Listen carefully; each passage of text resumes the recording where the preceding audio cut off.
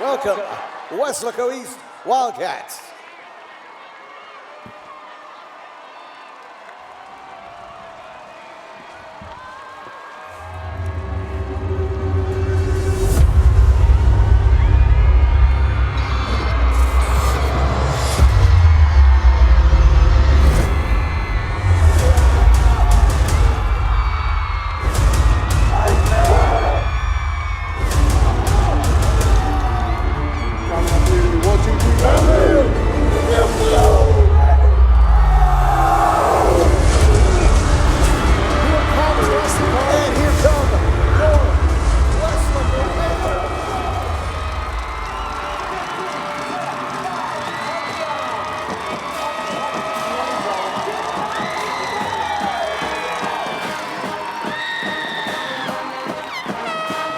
And it's time for a K-West production of high school football, live from Bobby Lackey Stadium here in Weslaco, Texas.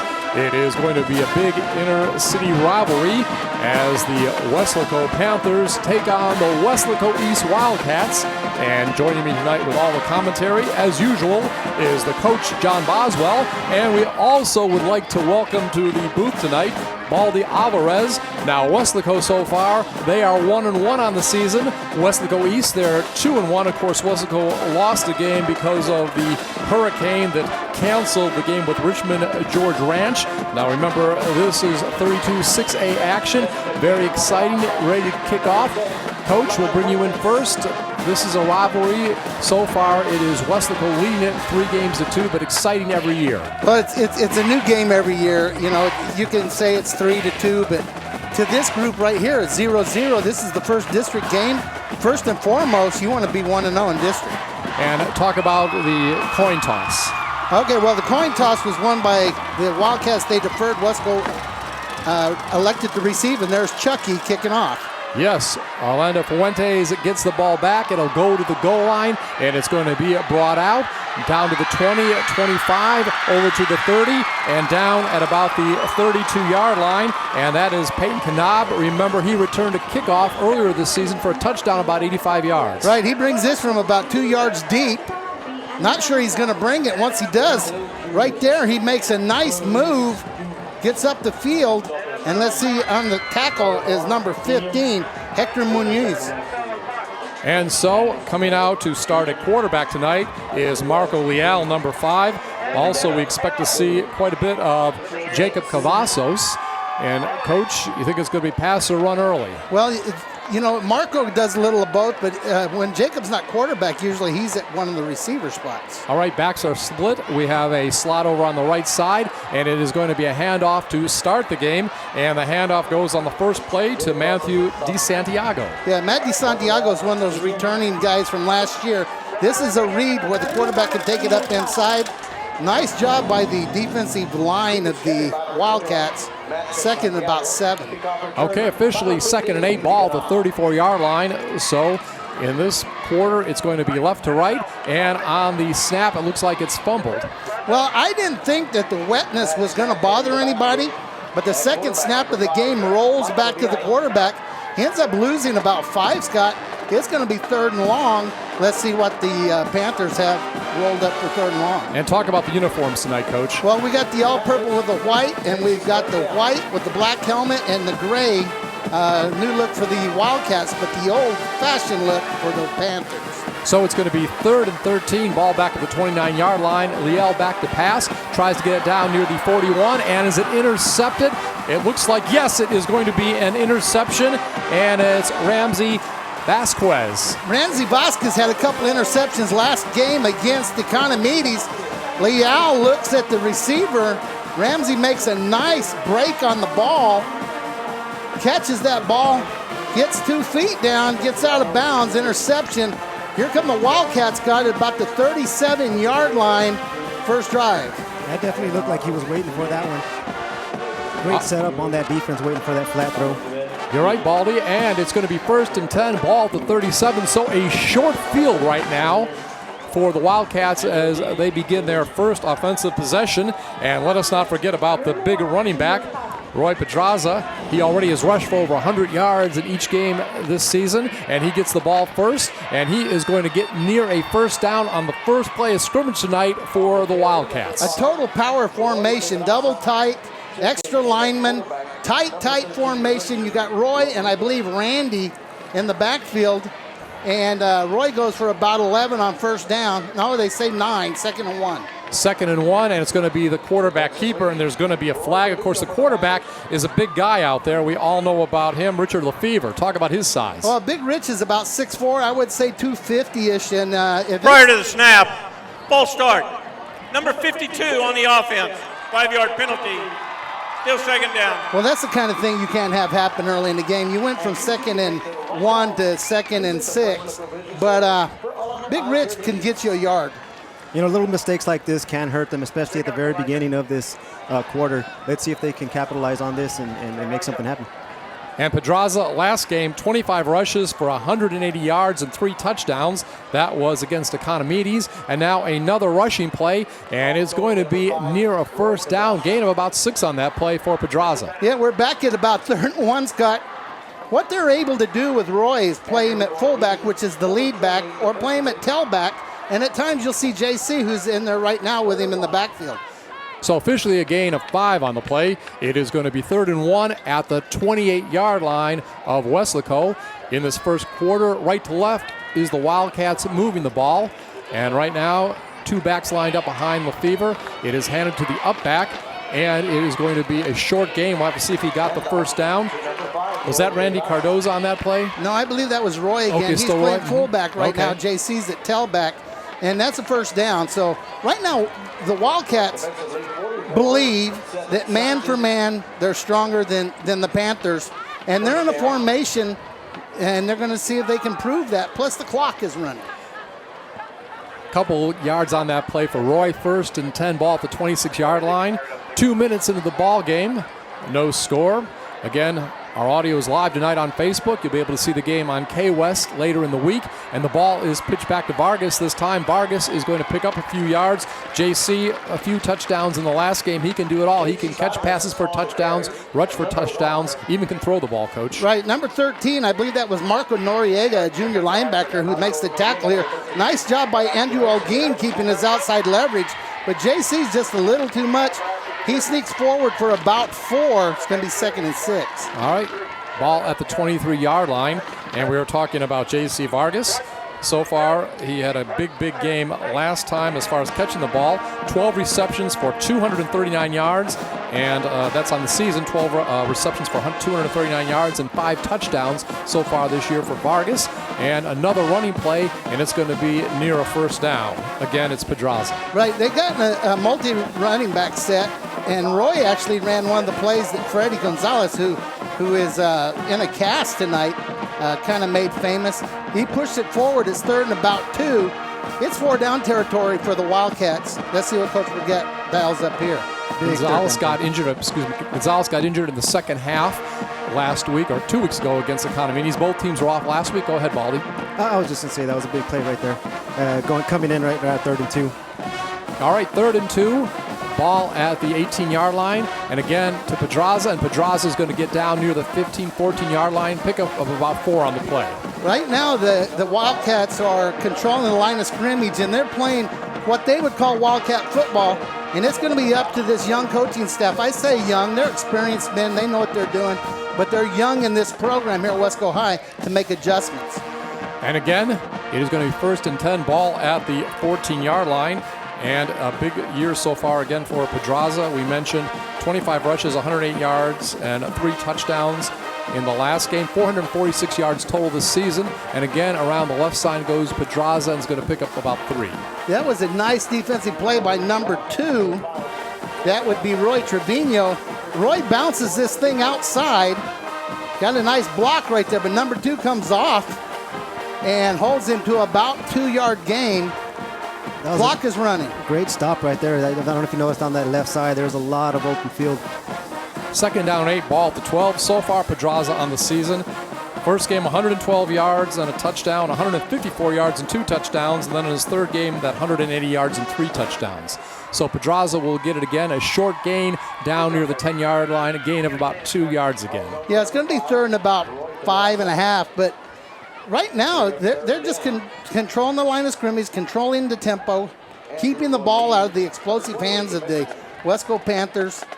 Now you got to remember this offense has a lot of people returning, and they went 3 rounds last year, so you're seeing some of that right now. And we were talking about that at the beginning of the game. I believe out of the 11, 8 of them are staying or have returned, so that's a big deal for them.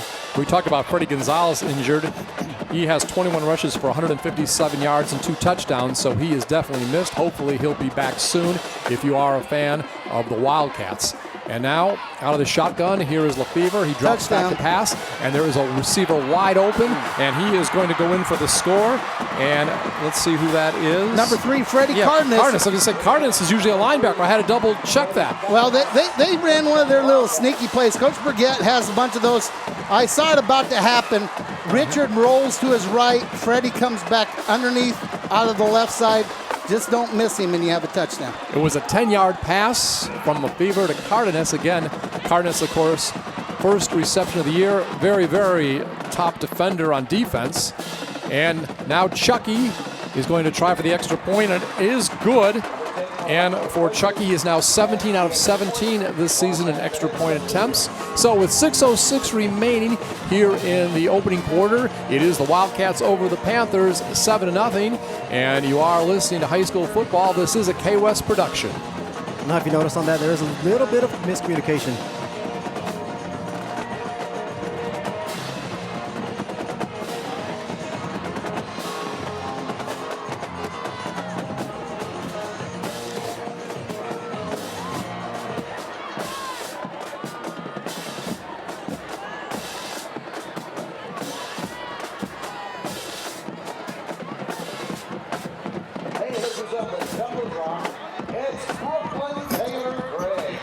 And we're back once again, Bobby Lackey Stadium. It was a rainy day earlier this afternoon in Weslaco. Some puddles. We'll see if it affects the players tonight on the field. But Wildcats strike first, and they lead the Panthers 7-0. Coach, what do you think of the first drive? Well, I think it was the kind of drive that the Wildcats were looking for. The coaching staff for Weslaco is challenging the manhood a little bit right now. You can hear them kind of over the speaker. Baldy, what did you have to say before we went to the break? I was just going to make a comment about how there's a little bit of miscommunication, the defensive backs. I don't know if they thought they were going for a slant, but they left a wide receiver wide open, and they benefit from that. So Chucky will kick off from the 40-yard line. It is going to go back and taken near the goal line. It is brought up to the 20, 25, 30, 35-yard line over to the 40. And that is where the back is finally knocked down on that particular play. And it is Roy Trevino. Yeah, number 2 does a nice job of bringing us back. Wildcats usually are pretty good on their coverage, but the Panthers do a great job with their return team and give themselves nice field position here to start drive number 2. And we're talking about Freddie Cardenas, about how good he is on defense. Just had that touchdown on offense, but he is the leading tackler During so the far. run back, illegal block in the back. Number 13 on the return team. That penalty is half the distance from the spot of the foul. Be first down, Weslaco. All right, a penalty there. We're talking about Cardenas. He has 26 tackles so far to lead the Weslaco East team, and the penalty, this will move the team well back, the Panthers, as they begin their second offensive series of the night. Yeah, 40-yard line, now it's all the way back to the 8. That's not where you want to start drive number 2, down 7-0. Definitely not. But they're coming out in a quad set. 4 receivers left there, Scott. All right, so we'll see who's at quarterback. Looks like it is Leal. We'll have to wait and see for a second here. And there is a whistle, another penalty as the ball is snapped. And no, a correction there. It's going to be Jacob Carvazos. Jacob Carvazos. Ball start on the offense. Everybody but the center. Be half the distance to the goal. Still first down. Well, our official, Mr. Ford Sasser, had a sense of humor there, but he said it exactly right. Everybody on both teams moved, except for the guy snapping the ball. You know, you start off with a great kickoff return, and then you end up over here. They've got to do something on offense, and big game like this, I feel it coming. All right, Jacob Cavazos so far this year He is 9 of 18 for 123 yards passing, but he's also very good at running the ball. He will hand it off on the first play of scrimmage. It goes to Patrick Knab, and he doesn't get much at all. Yeah, Peyton Knab was trying to find a hole there, and right now, in this field position, you don't have room to err. So on the play, looks like no gain. It's going to be a second down and 15. Peyton Knab looked so good in the opening game this year.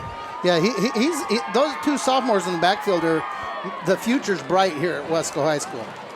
And this time, Cavasso is going to keep it, and he is clobbered after he might have got maybe a yard. Yeah, he might have got a yard. That's going to be third and about 14. Scott Wally can quickly send a shout out to Becky Burgett and Joe Don Scoggins, two big WISD football fans, and the head coach's wife are a little under the weather tonight, and hope that everything's going well. Michael Burgett, he's 5 years at the school and has a record of 36-14, and my similar sentiments go out to his wife. Yeah. All right, we have third down and 13, ball at the 4-yard line in the shadow of the goalposts.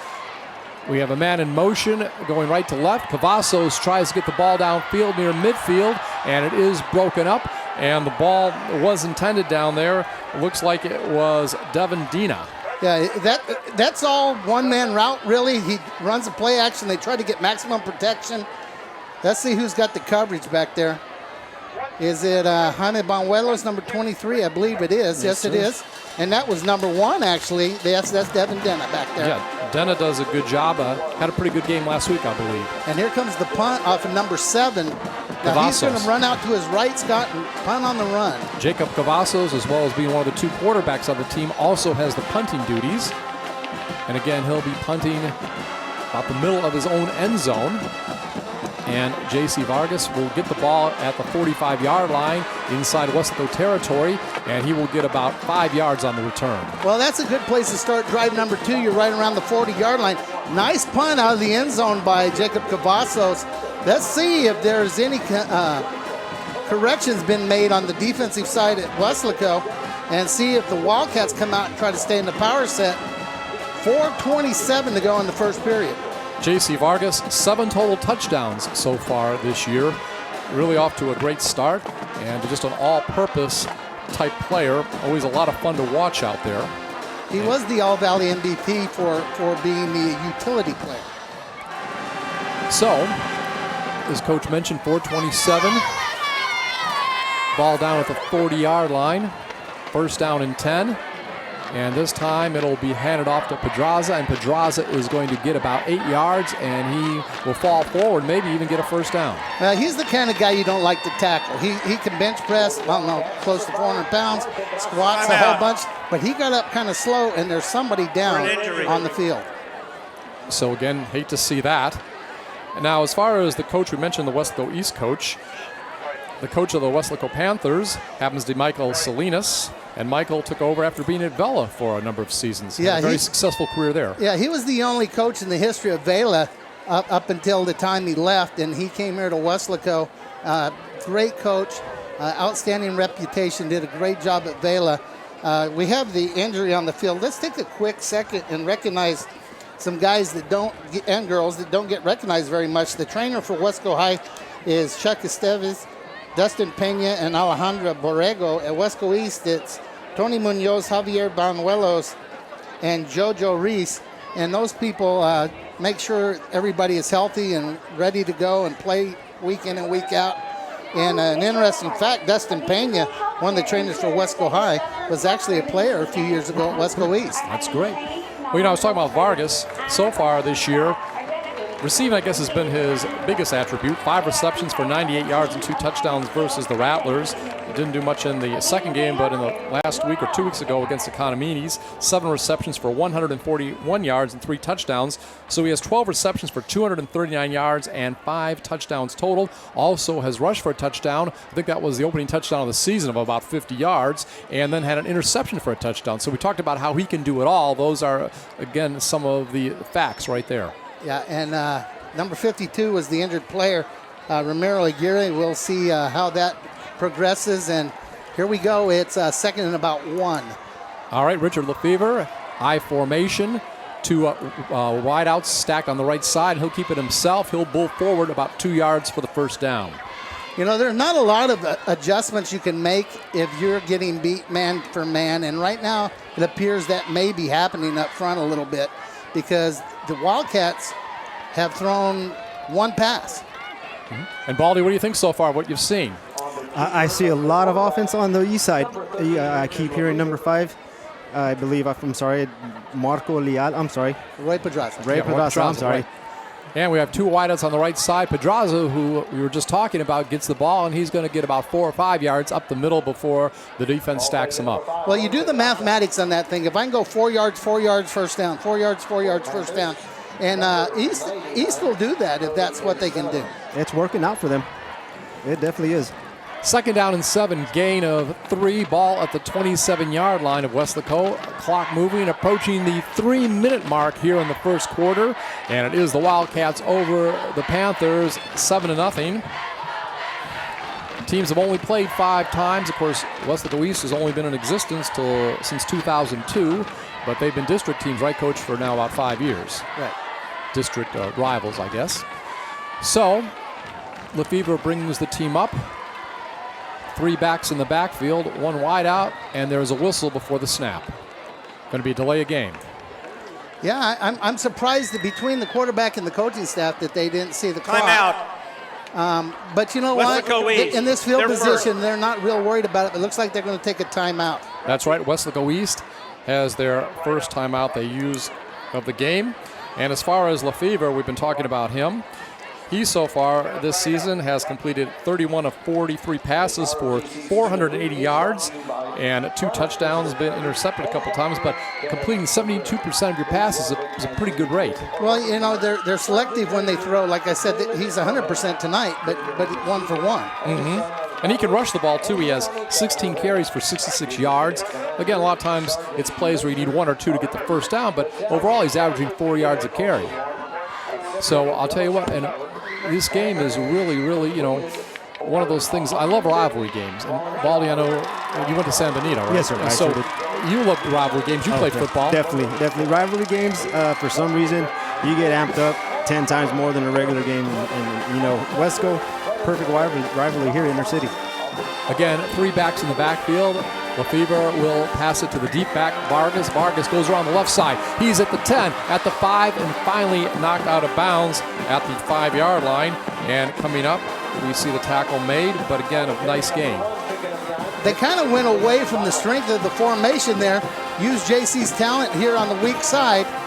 And was it number 12 that ran him out? I think so. Evan Margot. Evan Margot, that's right. Evan Margot, and a gain of 19 on the play. So it's going to be 1st and goal to go. Ball at the 5-yard line. Clock stopped. 2:36 remaining here in the opening quarter. Bobby Lackey Field in Weslaco, Texas.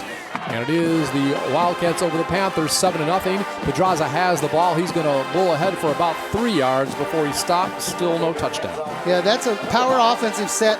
3 backs back there, 2 lead blockers. I know one of those is Randy Cardoza. I'm not sure who the other one is. Number 40, it looks like. That would be Jared Bernice. And about the 1-yard line, 2-yard line? 2nd and goal to go from the 2. Pedraza, he tries to get it in, and on second effort, he gets the touchdown. He was stopped at about the 1, but then went to his right and went in. Really, that was a really good defensive job by the defensive front of the Weslaco Panthers, but Roy head up in there, and the veteran that he is, kept his legs moving, kept sliding to his right, and he works his way into the end zone. 2-yard touchdown run for Roy Pedraza, and here comes Chucky.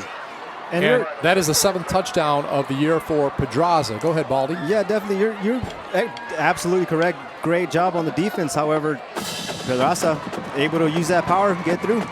And Chucky puts the extra point attempt up and good. So, with 2:04 remaining here in the first quarter, it's the Wildcats over the Panthers, 14-0. You're listening to High School Football, a production of K-West.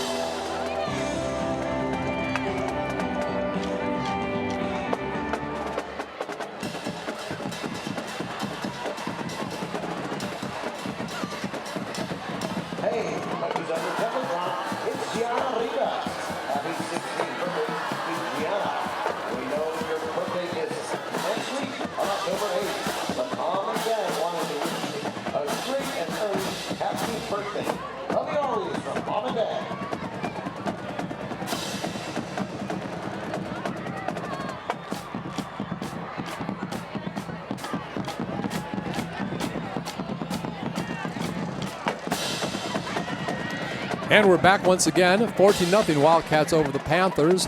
Weslaco East over Weslaco. And Coach, even though we want to give credit obviously to Pedraza, a great running play, great defense effort too to almost stop him from getting the touchdown. Well, yeah, 99 Tony Esteban has really shot through there and did a good job. Had him kind of wrapped up, but you know, Roy is a legitimate runner with huge legs and a lot of strength. And Baldy, what do you think of the power of Pedraza? You're seeing him for the first time. He's a power lifter too. I'm very impressed with his athletic ability. Kind of reminds me of a Reggie Bush type runner. You know, very powerful, quick cuts, and I've been very impressed by this first quarter. All right, the ball is kicked off right now. It comes down to the 10-yard line. Looks like it's Kanab with it over the 20 to the 22, and that's all she wrote. Well, somebody got down there quickly. They actually kicked that ball off shorter. Chucky got under it a little bit. Maybe it was a called deal because he's been kicking it in the end zone. Kanab gets it right on the 10-yard line. Let's see who shoots through there. Oh, I'm guessing Freddie Cardenas would be one of them. We saw Cardenas score a touchdown earlier, but that's his main forte, defense, and we can see why. He is the leading tackler, as we mentioned, for Weslaco East. And Baldy, I used to cover Reggie Bush at the pro level in New Orleans, and he was quite a specimen, to say the least. Definitely. I'm a huge New Orleans fan, by the way. Marco Leal back in the game, Scott. Thank you. All right, so it's 1st and 10, ball at the 22-yard line for Weslaco in their purple uniforms, the home team tonight. And Leal goes back to pass, feels the pressure, and he is going to be brought down, and he is sacked from behind on that particular play. And it looks like coming up to make the tackle is Gerald Garza, and he's got a bunch of sacks this year. Yeah, well, you know, Gerald was looking like he was going to be an All-Valley type player a year ago, suffered an injury. He's back off the injury, and he's turned into a big-time player. Guess what sack that is for him this year, Coach? 10? 5. 5? Yeah, okay. but still. Well, I was half right. You were half right. It was halfway there. almost. Yeah. So it is going to be a loss of 7 on the play. 2nd down and 17, ball at the 15-yard line. And right now going back to pass is Leal once again, trying to throw the ball a little bit of a lateral type pass to Jaden Cavazos. I'm not sure if he's related to quarterback Jacob, but we've seen Jaden have some good games this year. They might be cousins or something. I don't know that there's a real close relationship there. But that's just a mistake on his part, and it's going to make it 3rd and about 17, Scott. And I don't know, I'd want to be there, but look for the screen. All right, Coach said it. That's why we call him Coach. John Boswell, 1:15 remaining, opening quarter. It is Weslaco East over Weslaco, 14-0. Again, if East wins tonight, the all-time series would be evened up at 3 games apiece. Out of the shotgun, going to his right is the quarterback, Leal, and it's going to be intercepted again. Yes, 2nd time tonight. Who is that, Coach? That's Ramsey again. Ramsey Vasquez, number 4. God, he had a couple interceptions against Economides. He's had a great season. He's the next one they're trying to groom to be the next Cito Rojas, the next J.C. Vargas. He plays a little bit on both sides of the ball. Great job on that interception. You played some defensive back. Talk about sure that. Did. I played strong safety, and I mean, one thing you got to learn about playing defensive back, a lot of reading. You know, any ball can go to the flat, any ball can go to post, any ball can go to the flag. I mean, it gets confusing at times because sometimes you do get those receivers across. It's just a lot of communication that needs to go into that. So coming back out in their white jerseys tonight, is that gray pants, Coach? I'm colorblind. Charcoal gray, graphite maybe. All right. Okay, we have Weslaco East, and it's going to be 1st and 10, ball near the 30-yard line, and it's going to be handed off, and not much going on that time. Yeah, straight handoff to Roy Pedraza. He was playing in the fullback that time, and might be the first time they didn't gain any yards. Looks like they're making a personnel change up with about 52 seconds to go in the first period. They've gone to 4 receiver set. So it looks like no gain on that play is going to be 2nd down and 10. Weslaco last year was 5-5, 3-4 in district. And meanwhile, Weslaco East 8-5, and they were 4-3 in district and a regional semifinalist. So that was East. East. I'm sorry, right. Weslaco East. Yeah, sorry. Okay. Ball is handed off this time, and this is going to be a loss, it looks like. But no, Pedraza spins away, 2-yard loss, and winds up being about a 1 or 2 yard gain. You know, we're going to get to see that replay, but there was a problem with that snap that ended up somehow in Roy's hand. But I don't think Roy is down. Big number 94 does a nice job back there. Let's see if he's actually down. No, he wasn't. And that was Jesse Ramos who was chasing him that time, number 94. Well, we have completed the first quarter of play at Bobby Lackey Stadium, and it is the Weslaco East Wildcats over the Weslaco Panthers, 14-0. This is a K-West production of high school football.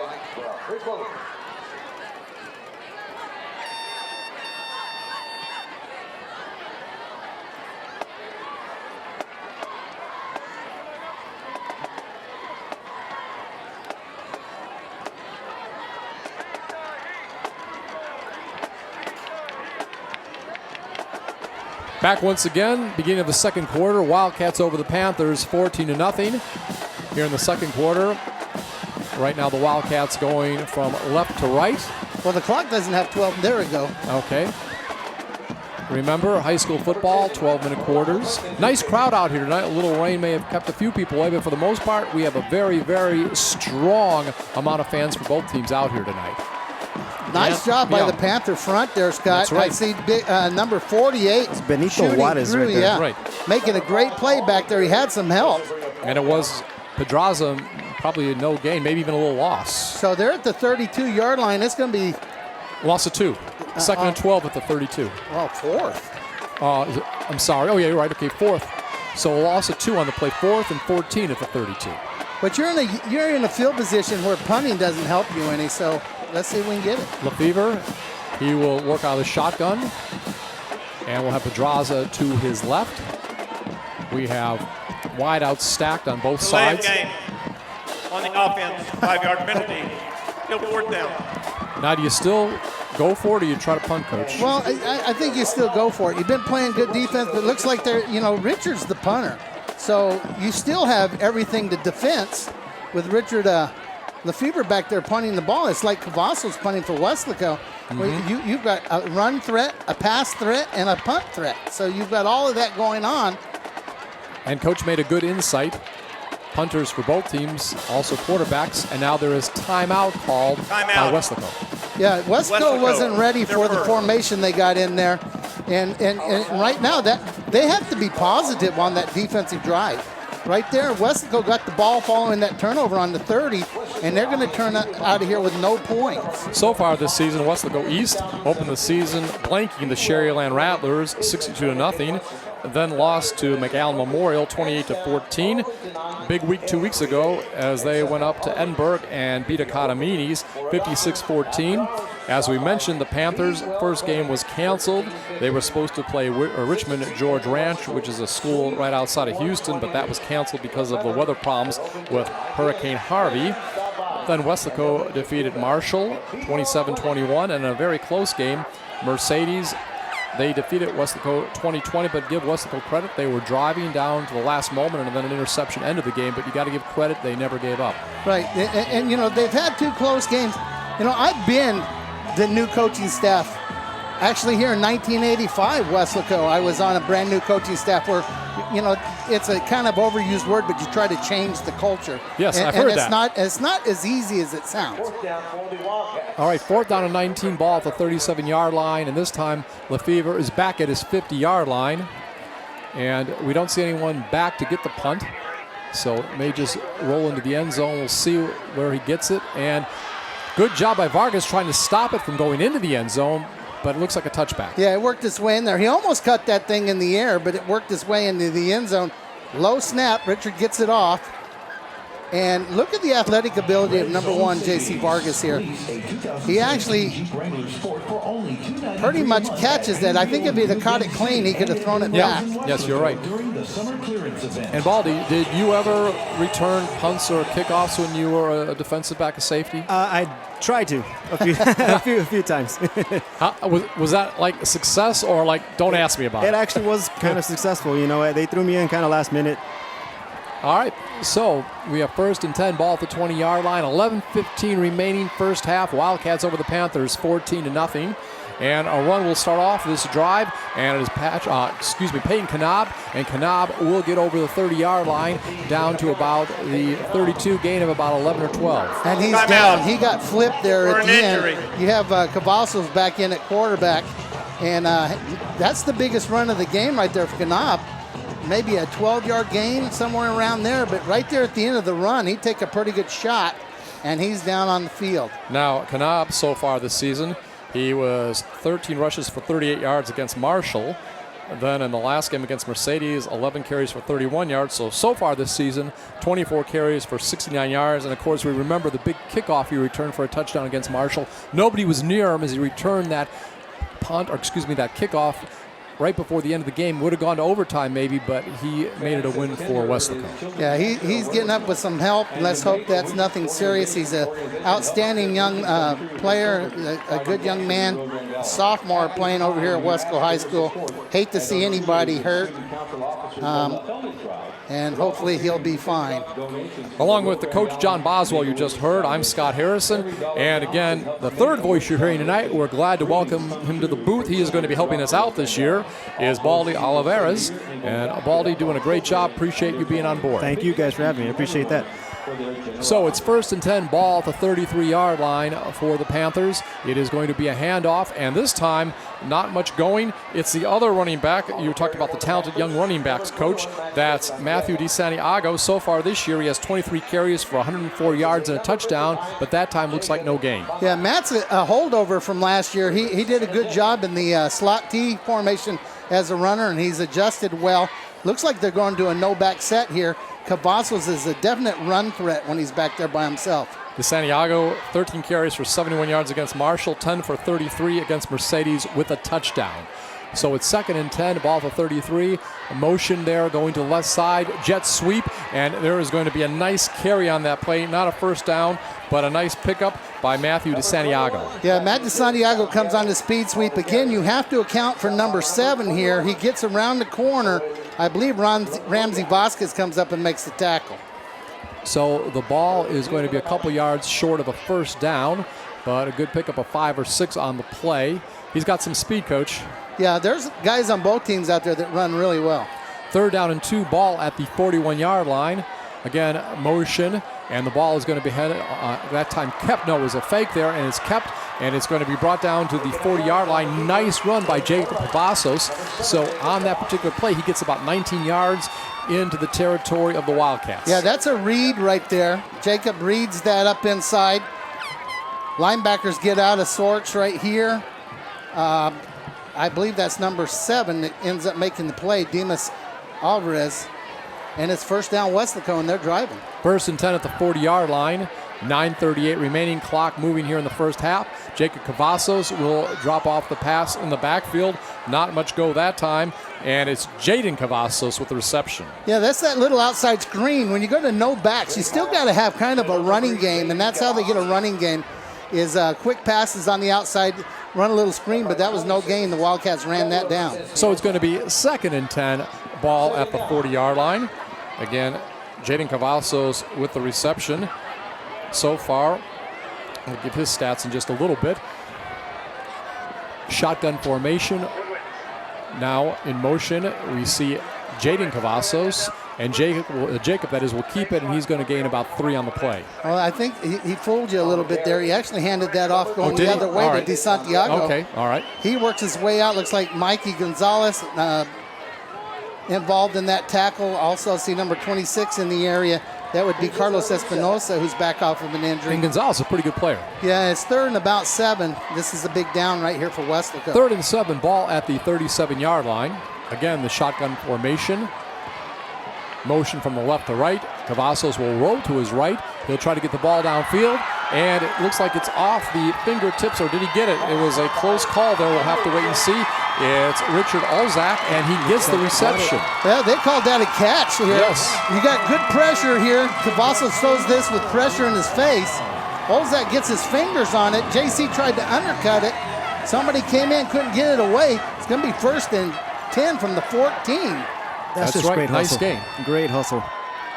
So it went from the 37 to 14 on that play, and this time the ball will be moved forward by the quarterback, and he's going to get down near the 10, gain of 4. Here's a little interesting fact. Number 6, Olzak, freshman and sophomore year, he was at Weslaco East. That is interesting. It's a town. Small world. Yeah, within the same town, that kind right. of thing happens. So on the pass, it was about a 23-yard gain of 4 on the rush by the quarterback on the keeper. It is now 2nd down and 6 at the 10-yard line. So Weslaco can get a first down inside the 10 at the 4. We have trips over there on the left side, and there's a whistle before the snap. Timeout. Yeah, there was something there that Coach Salinas second. didn't like. Scott, you want to take a timeout while they take one? We can. 7:27 remaining here in the first half. Bobby Lackey Field. Wildcats over the Panthers 14-0. You're listening to a K-West production of high school football. From Chick-fil-A. Okay, who's it going to be? Let's see your spirit, because they're here in the house to award all great food to the lucky celebrants.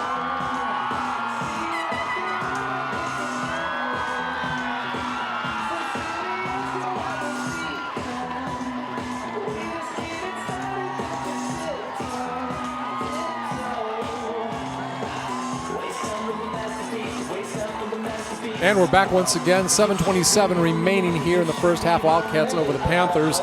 It's 14-0. Richard Olzak, we were talking about him. No receptions in the last game, but against Marshall, he had 3 catches for 75 yards. He had a nice game that afternoon. Yeah, he had a big game a year ago against Marshall up in San Antonio. There's a handoff. That's right, a handoff going, and it's going to be to Santiago. He's going to get about 4 yards around the left side to the 6. Yeah, that got sniffed out pretty quickly. I know that the Panthers right here, they're thinking touchdown, but they got to come out of here with points. So we have 3rd down and 6. And the ball is now, actually it's going to be, let's look at that. It's 3rd down and 2 actually. I was looking at the scoreboard, they hadn't changed it yet. 3rd down and 2. And ball is at the 7-yard line. And this time it's going to be Cavasso with it. He's going to spin around, and he is going to be short of the first down by at least a yard. You know, I got to believe that Coach Salinas wants a touchdown here. I don't think you run your field goal team out there. Let's see. You got to believe in Jaden Cavazos. They got a decent little passing game. They got down there throwing the ball. Let's see maybe if they sprint him out and give him a run-pass option. So it's going to be 4th and 1. Got to get the ball inside the 5-yard line. In the shotgun, it's Cavazos. 1 back in the backfield. 2 wideouts on the left side, 1 on the right. And we'll have to see what happens. Cavazos and Denna are the wideouts on the left side. And with the ball after a fake handoff is Cavazos, and he is going to be dropped for a loss. Well, you got number 3 and number 1 running out of there. That's J.C. Cavazos. That's Freddie Cardenas. And number 90, we haven't mentioned yet tonight, but Fernando Garza back there on the play. You really needed to get out of there with points. Let's see what the Wildcat offense has after being stuffed on the last drive. And you were talking about Fernando Garza. He has 16 tackles going into this game and a sack. He's really impressed me this season. Yeah, he's the guy who grew up because Gerald got hurt a year ago. So it is going to be 1st down and 10. 6 minutes exactly remaining. We're halfway through the second quarter. Ball once again in the possession of Weslaco East. Ball on the 9-yard line, and it's going to be handed off to Pedraza, and he is not going to get much, maybe about 2 to the 11. Yeah, they tried to power it up in there. Weslaco's made some adjustments. They are getting people to the point of attack. I see Andrew Olguin. I see number 42. That would be Jathan Gonzalez. Stopping that for a 2-yard gain. And how would you like to try to attack a guy and tackle a guy like Pedraza back when you were a defensive back? Just wait for him to come to me. You know, wait for that open field tackle, and that's all I can do. Big guy. Big guy, definitely. Gain of 1, Pedraza on the pitch. He's going to go around the left side, and again, maybe no gain. It was 2nd and 9 from the 10, and I think they're still at the 10. Right. Well, they threw that weak side toss here. He's got number 36 and 44 out front, but there's penetration right there by number 44 for the Panthers. That's Seth Sanchez, and ends up being 3rd and about 8. Yeah, gave him a yard. And that's not a good down, 3rd and 8. 3rd and 8. Ball at the 11-yard line. Under 5 minutes remaining here in the first half. It is Weslaco East over Weslaco, 14-0.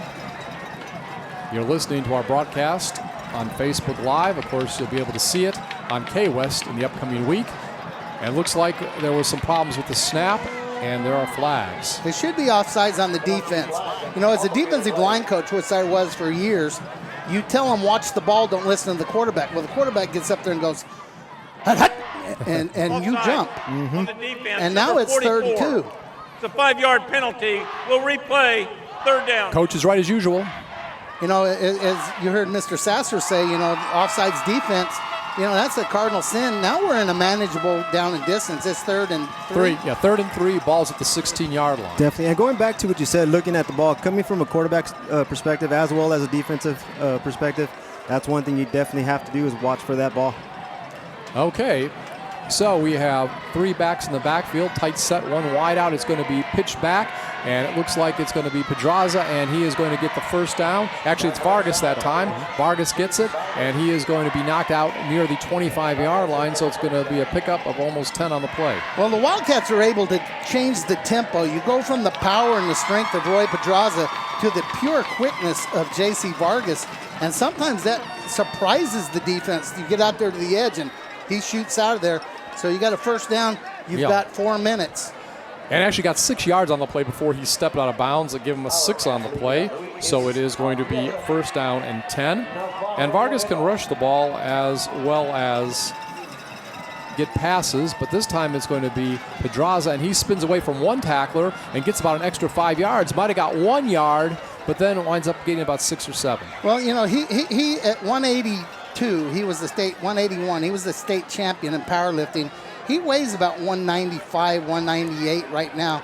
So he's actually probably stronger than he was then. Vargas has so far this year 16 rushes for 132 yards and 1 touchdown, so he can run the ball as well as receive it. And that was a gain of 6 on the play for Pedraza. 2nd down and 4, ball at the 28. And they'll bullet ahead once more, and it's going to be near first down. Yeah, Big Rich just saw a little opening. Coach Brigette, I believe, sometimes gives him the power to do this. Lefevre ran it. And he works up in there behind Mario Trevino and the other offensive lineman, and first down. Ball will be marked at the 33-yard line, so we'll give him 5 on the play. First down and 10. 3:27 clock running. And it's going to be handed off once again. Pedraza back at fullback, and he'll get a short gain. Yeah, they move him around. It really hurts losing Freddie Gonzalez because you're not able to do that as much. But I saw number 42 there, and we're starting to see Jathan Gonzalez involved in some of the tackles here. Coach Buff, the defensive coordinator for Weslaco, rotating some people in and out. You know, you hear them talk about this in college and in the pros. The defense gets tired of chasing those guys around, and you've got to be able to rotate them out. So we're going to call it a gain of 5, 2nd down and 5, ball at the 38-yard line. As far as the timeout situation, 1 left for the Panthers. Wildcats still have 2 timeouts remaining. Well, the play clock's about to run out. I think Coach Brigette's going to wait and call a timeout. All right. So we have timeout on the field, 2:35 remaining here in the opening half. It is the Wildcats of Weslaco East over the Panthers of Weslaco, 14-0. You're listening to high school football on KWES. And Olga Moreno, who was number 31 for your Panthers, and he plays the linebacker. And he has also received a certificate from the Sports and Entertainment Marketing QuickBooks. He's also belonging to accounting. He plans to attend UTRGV and major in civil engineering. Thank you, and helping recognize Javier Navarro Moreno, this week's Athlete of the Week. And a big thank you to Thurman Eye Associates, where you can get half price on all laser surgery. 2:35 remaining. Halftime approaching. Great performance by the bands. We're looking forward to that. Wildcats over the Panthers 14-0. You're listening to the audio on Facebook Live, and of course you'll be able to view the game in its entirety coming up soon on KWES. Appreciate the KWES crew doing another fine job tonight. So Lefevre, backs are split. He will hand it over to Vargas, and Vargas will only get a yard or 2. He's still going to be about 3 yards short of the first down. Well, yeah, it's going to be 3rd and medium here. And they tried a little double pull action with JC, trying to catch the defense out of whack there. And again, big number 42, amongst others, on the tackle. Right now, the Weslaco defense starting to bull up a little bit and respond. It's going to be 3rd and about 4. Let's see what they have. And that was Jathan Gonzalez among those on the tackle coach was talking about. Ball at the 39-yard line. Again, 3rd and 4. I backfield. It's going to go back now to the deep back, and it's going to be fumbled, and it looks like it's going to be recovered. It was Vargas on the run, and it looks like the ball was recovered by Jacob Carrasco. Yeah, Jacob Carrasco. And it's a first down. We're at about the 46-yard line. You got 1:48 to go. Let's see if the the Wildcats getting a hurry up. The Panthers are going to have to line up. Now, I've been looking, and Bones, number 80, Trey Signs, has been manned up, man-to-man with no help, and they haven't thrown it over here yet. And there is going to be a timeout. Of course, Hector Signs. Timeout. Definitely. Weslaco. Their 3rd and final timeout. Weslaco called a timeout. They had 12 guys on defense right Wow. there. Yeah. Oh, man. Well, you change personnel from one formation to another, forces you maybe to add a secondary guy. And there she is, the superintendent of schools, Dr. Priscilla Canales, along with some of her staff there. I know she's proud tonight because everybody involved in this game, whether it be K-West, both bands, both cheerleader staffs, everybody working here is a WISD employee pretty much. And, WISD, Scott, it's the right choice. There you go. It definitely is. All right, Weslaco East, by the way, will be hosting San Benito next Friday night at 7:30. And meanwhile, Weslaco will be at Brownsville Hanna also next Friday at 7:30. On defense, Weslaco's defense has given up 348 yards rushing, 380 yards in the air, about 731 total, or an average of 365.5 yards a game. Meanwhile, as far as the offense for Weslaco East, they have rushed for 621 yards, passed for 488. So they're over 1,000 yards of offense already just after 3 games, 1,309. They are averaging about 436 yards a game on offense. Yeah, well, they have the ability to do that. Once again here, I see number 80 being played man-to-man. So we have wide receivers stacked up on the right side, one to the left.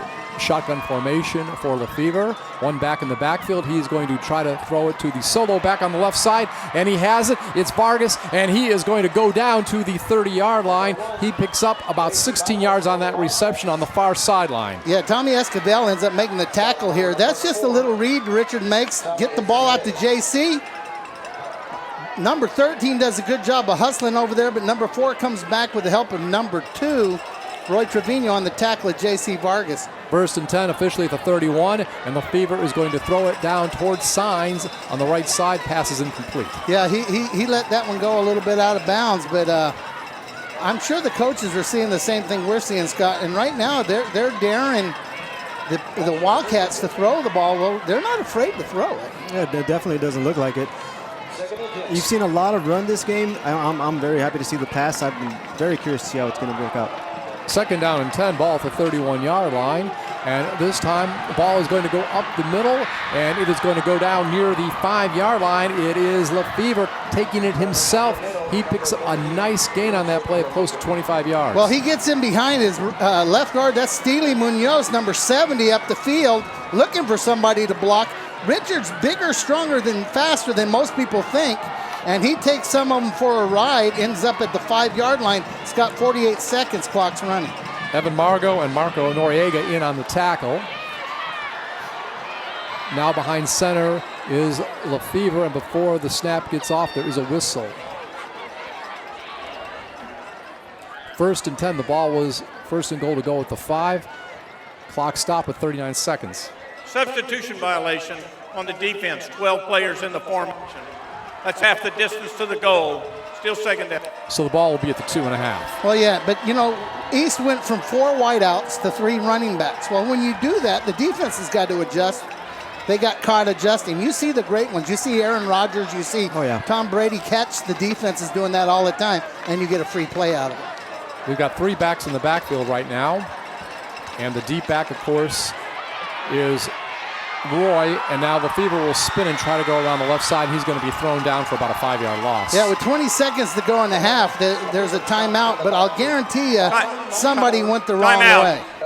Now, you've got guys back there. You don't have Freddie right now. So you've got timeout was taken with 20 Randy seconds in the game. on the clock. You may have Carrasco back there in the game. and somebody went the wrong way. You're at the 2.5-yard line. You got to think you're going to score. Now, you got Chucky, but do you have time to run a play and still get Chucky in there? You go for a pass play? Possibly. It's then you got a chance to use Chucky. It's going to be what, down? Second? It's going to I be... believe it's second, yes. Yeah, second Yeah, down. second and goal to go with 3. I think if you throw it in the end zone, you can throw it. All right, that's your call. And again, what do you think? Quick pass. Quick pass. Quick pass. All right, so everybody votes for the pass. And again, it makes sense to get Chucky a chance. Well, yeah, well, you're at the 10-yard line. If we were back at the 2.5, I wouldn't say pass. Yeah, I understand. Halftime coming up. We'll have all the festivities. Looking forward to it. Again, we appreciate everybody listening on Facebook Live or watching us. Nobody sees J.C. Vargas to the left. That's right, Vargas on the left side.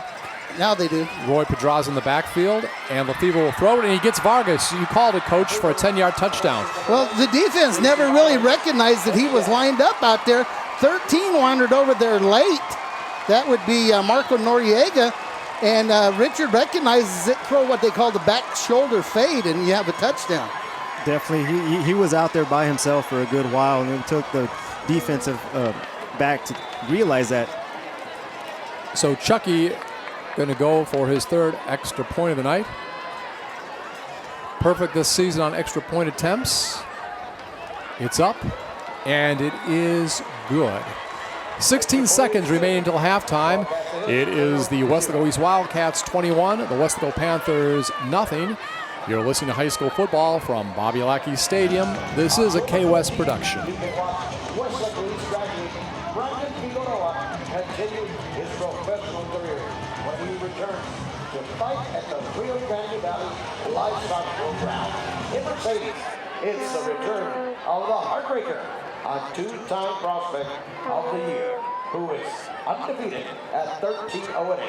For tickets, call 956-648-8305. Good luck, Brandon, from all of us here at WISD.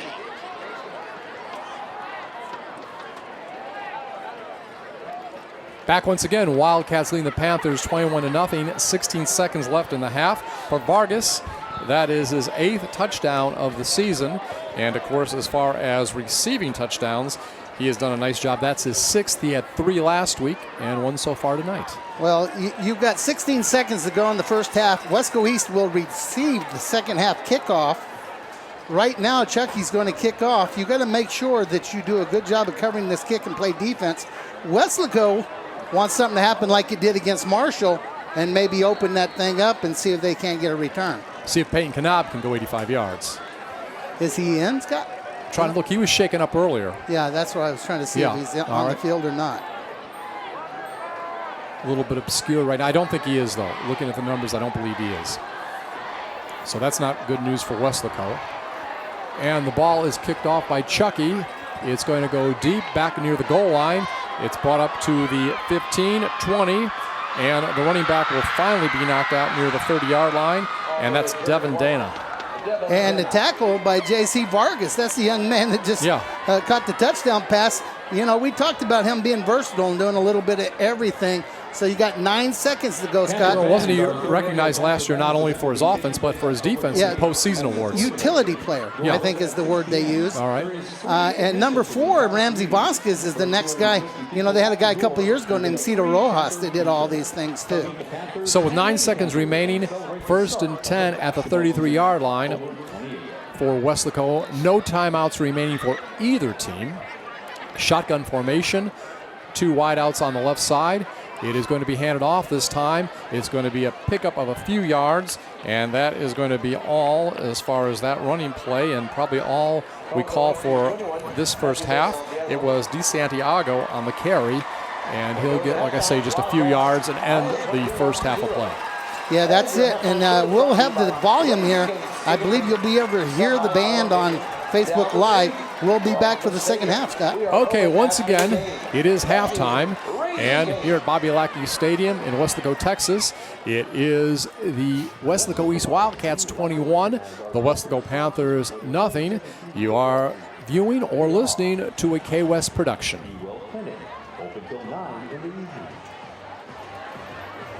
A beautiful day coming up. Your health is our life's work. At Medical Center, caring for the Mid-Valley since 1962. Rocky Mountain Chocolate Factory. Nothing says love sweeter than chocolate. Miriam Guerra Allstate Insurance. You're in good hands with Allstate. Texas National Bank. Our customers come first. And Chick-fil-A. Eat more chicken. On behalf of the Weslaco ISD family, thank you for supporting the Wildcats and the Panthers.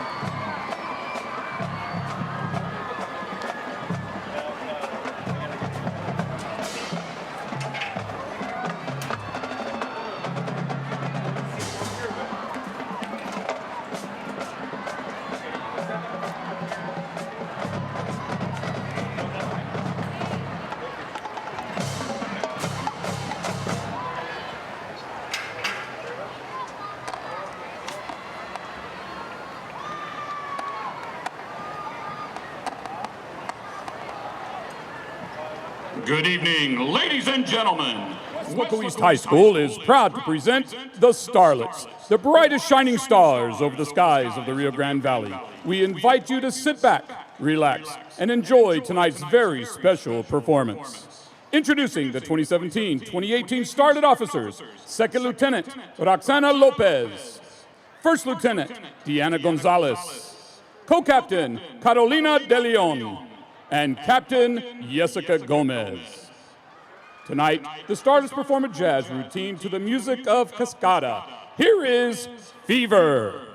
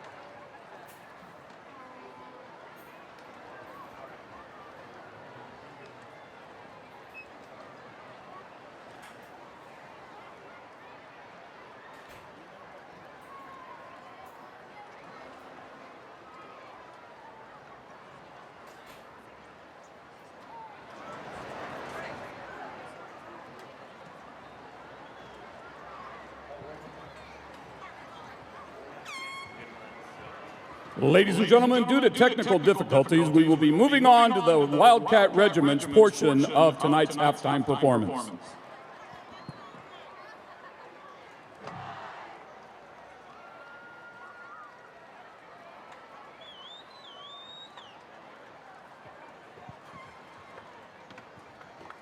And now, under the field direction of drum majors Alyssa Aguilar, Victoria Mena, and Jasmine Pena, here is the award-winning Weslaco East High School Wildcat Regiment.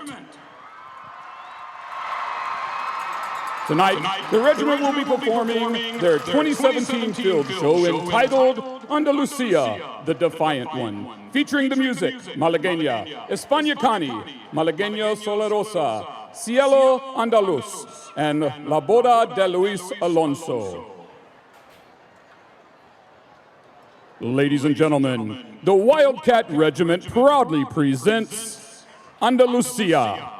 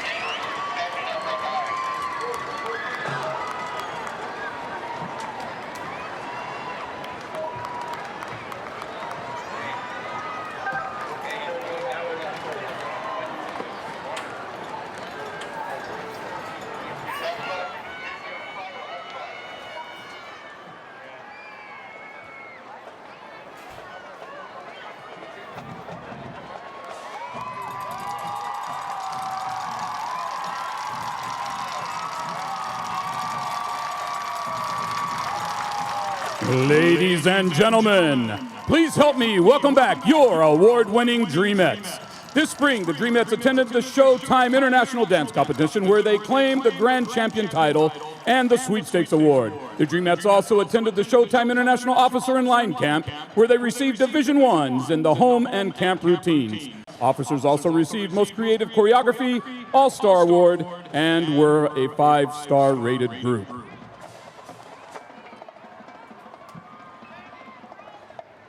Introducing the 2017-2018 Dreamette officers. Lieutenant Heaven Peña. Lieutenant Veronica Rengel. Lieutenant Calista Robledo. Lieutenant Celeste Vasquez. First Lieutenant Cyan de la Garza. And Major Trisha Noriega. Dreamette of the Week is Giselle Herrera. Sit back and enjoy tonight's performance as the Dreamettes perform a palm routine to an 80s rock mix.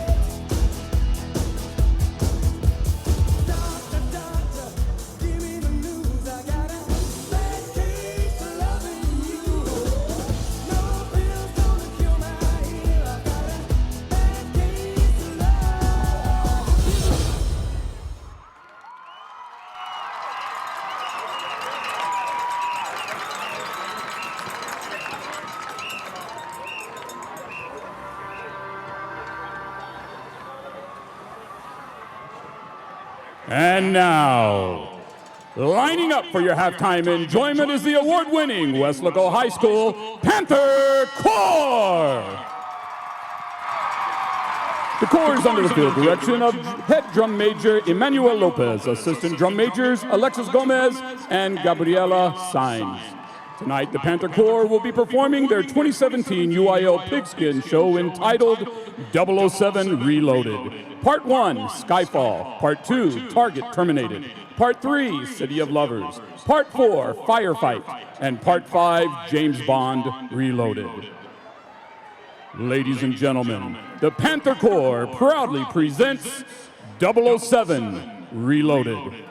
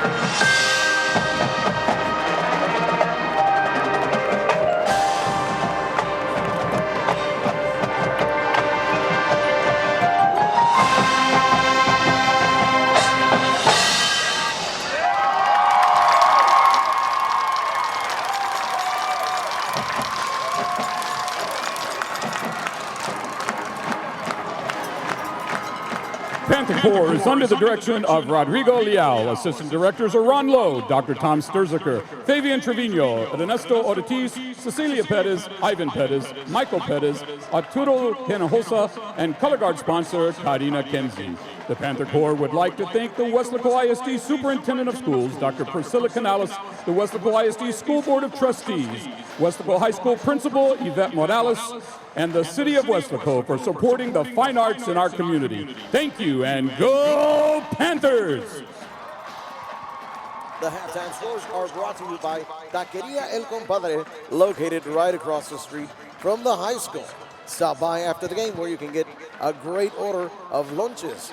Also tacos de bistec, fajitas, and more. Stop by at Taqueria El Compadre, our halftime score sponsor.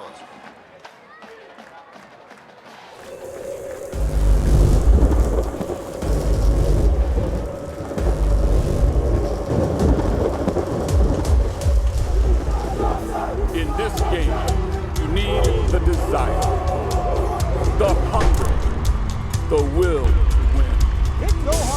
This is what drives you to finish, to dominate.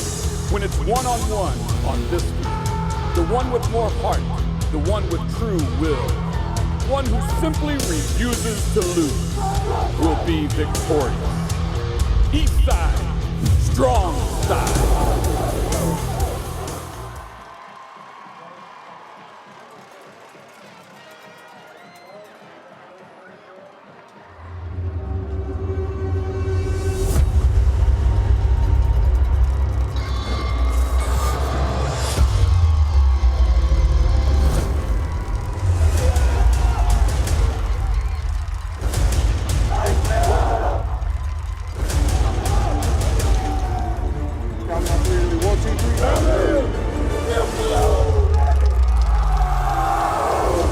Second half action.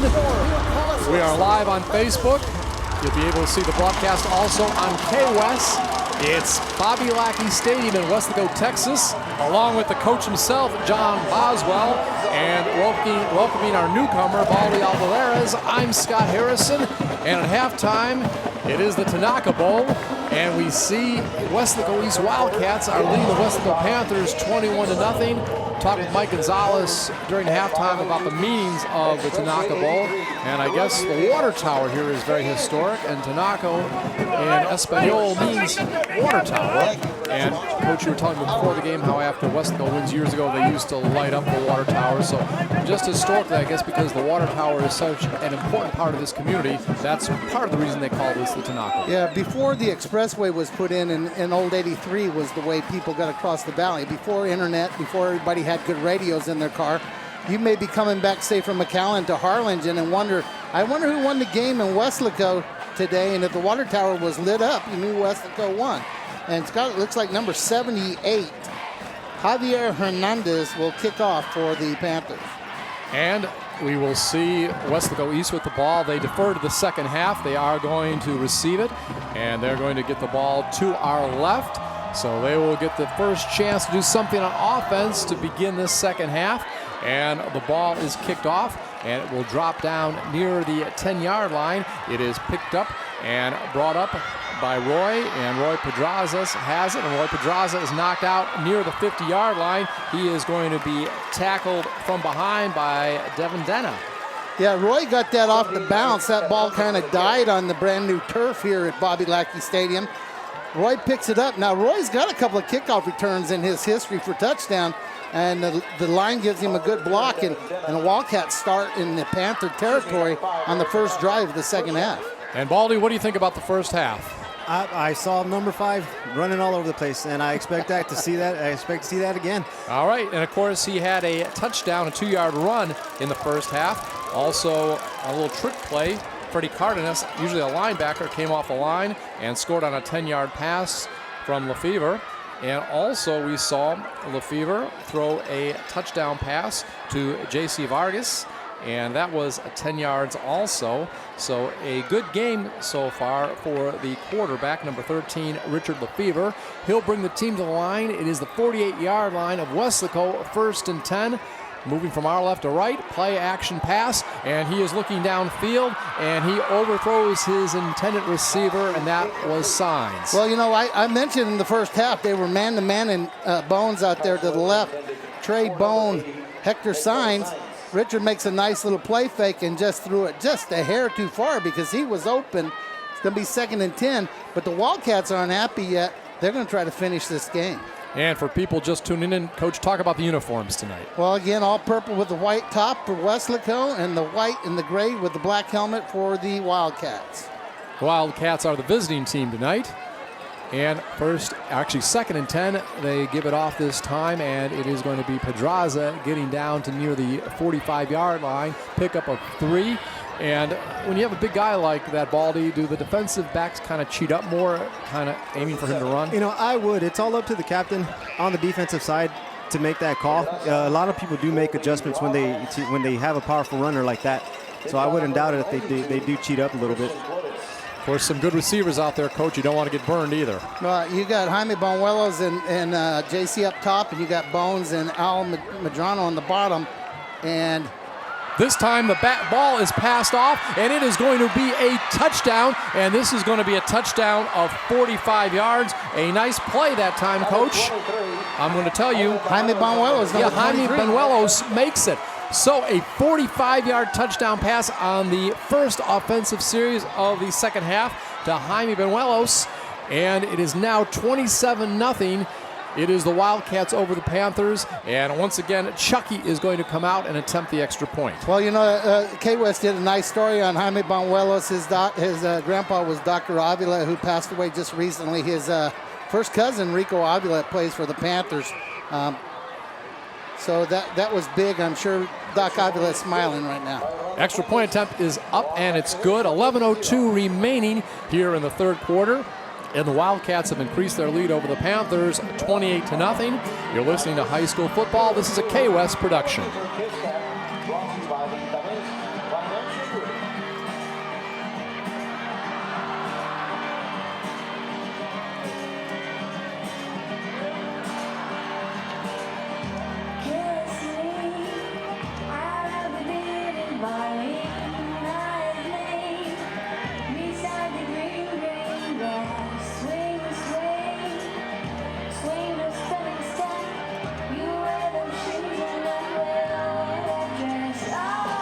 Back once again, Bobby Lackey Stadium in Weslaco, Texas. The Wildcats now ahead of the Panthers 28-0. And Jaime Bonuelos, a 45-yard pass reception, third touchdown pass of the night for Lefevre, having a very nice night out there, Richard Lefevre. And talk about Jaime getting that wide open.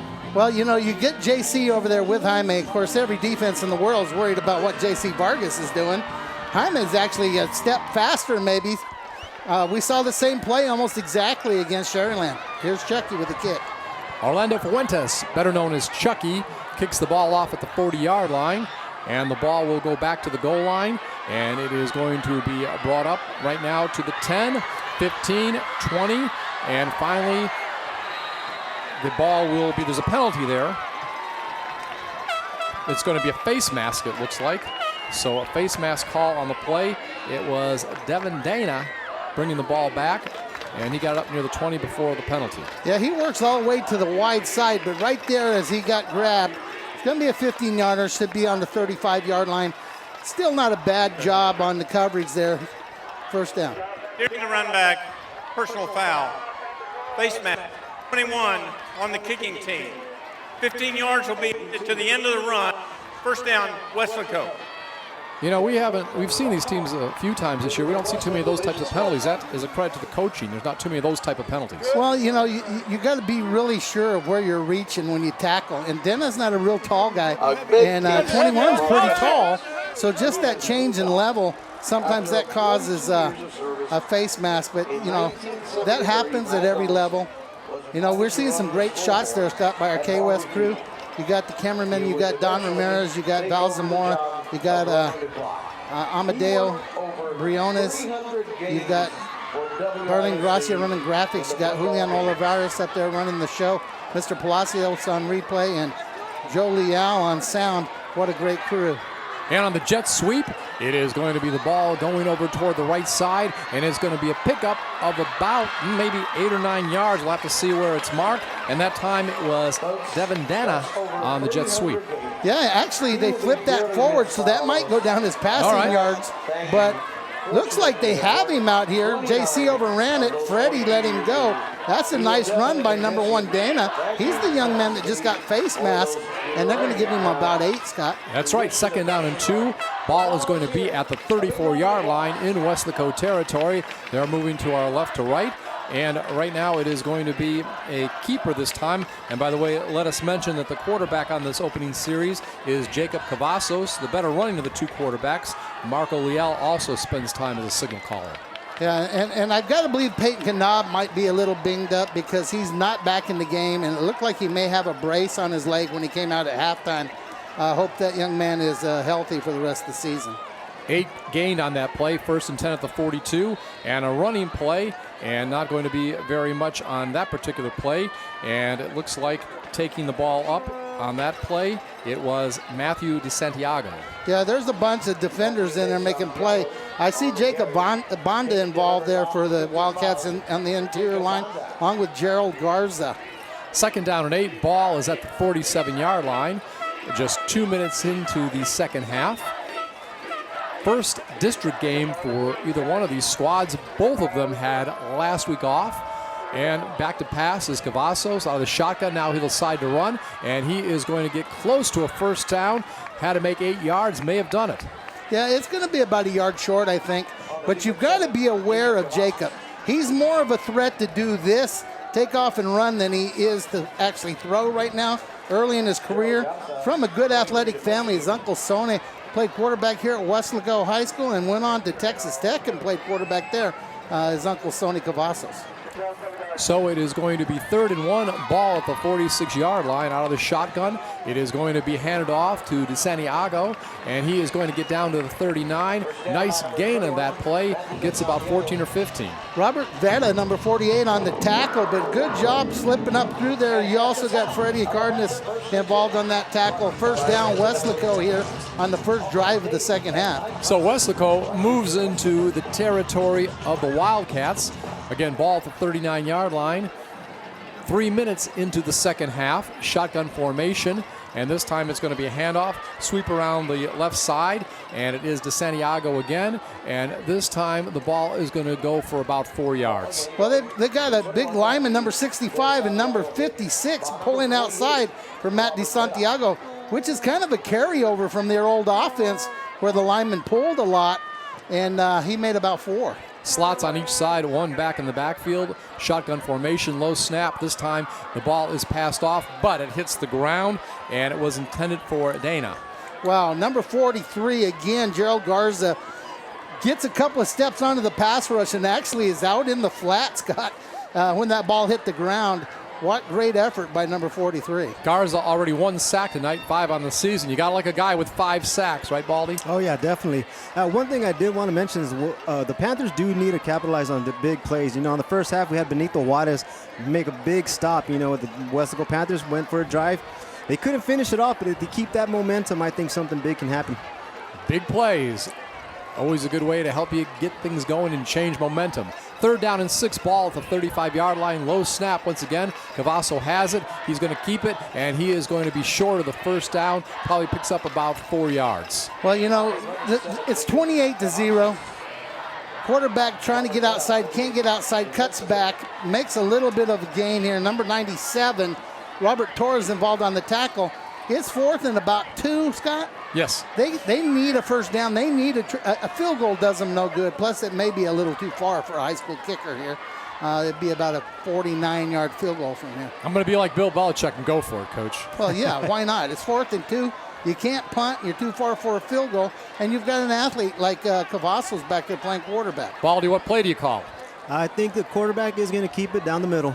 All right, Baldy making his first prediction of the night, and this time it is going to be handed off. It's going to be a 1st down, and on that play, it looks like, let's double check who had it. It was Matthew DeSantiago. Yeah, I think that's what the Wildcats thought too, because Cavazos faked up inside.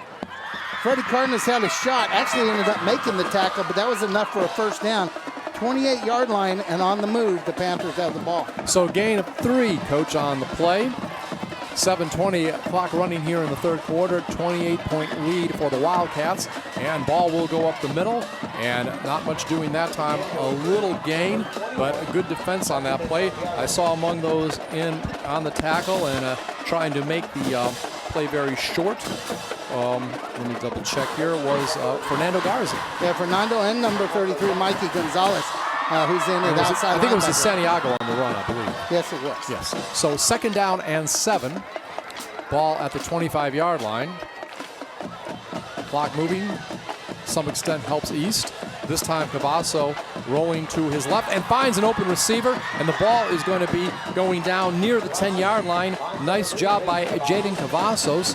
So pickup of that play of maybe 13, 14 yards. First down. Another first down. Cavazos to Cavazos.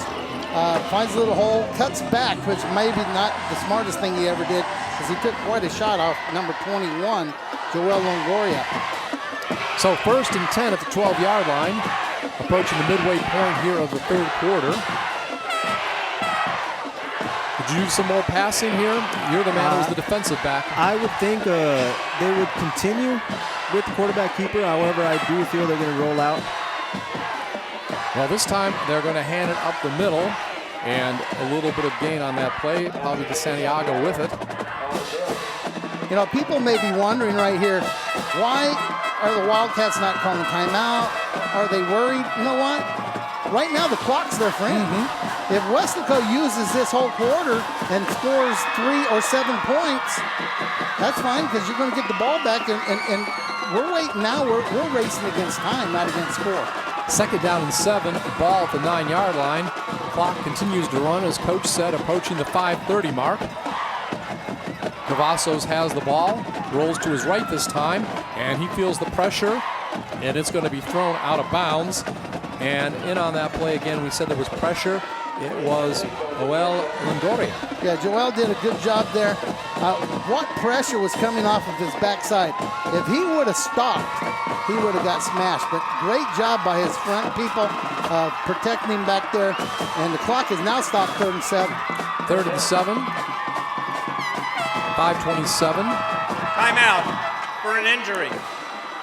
All right, we have timeout. And as we look at some of the statistics, this time for Weslaco on offense, they are gaining 349 yards a gain on the rush and 348 on the pass. Coach, it couldn't be more even than this coming into the game. Well, Weslaco 349 rush, 348 pass. I think Coach Salinas would love to have some balance in his offense.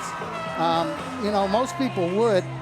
That allows you to have a play-action passing game, but the teams that are super successful can stop the run and they can run the football. And meanwhile, as far as the defense for East, they have given up 324 yards on the rush. These are totals for all the games teams have played so far, and they've given up 478 yards on the pass, 802 total, but that is only 267 yards a game. Meanwhile, on defense, the Weslaco offense is averaging 348 yards a game. Yeah, something's got to give, but you got 8 out of the 11 back from last year's defense out there playing right now. Cavazos out of the shotgun, and he will roll to his right. Now trying to find a receiver open in the end zone, and he does. And it is going to be a touchdown pass of 7 yards. Nice play that time. Matthew de Santiago finds an opening in the defense, and he gets a 7-yard touchdown pass. So, something for the Wildcat fans who are the home team tonight to cheer about as their team gets on the scoreboard. 5:21 remaining here in the third quarter. Wildcats lead the Panthers 28-6. We await the extra point coming up in just a moment. Attempt by Javier Hernandez. Yeah, that Matt de Santiago snuck out of there. Again, there was pressure on him. I'm not sure why he was that wide open out in the flat, but you know, they used a bunch of time, and that makes it 7. 28-7, Wildcats lead the Panthers. 5:21 remaining here in the third quarter. We're live on Facebook. You'll be able to see this game on K-West. And for high school football, this is a K-West production.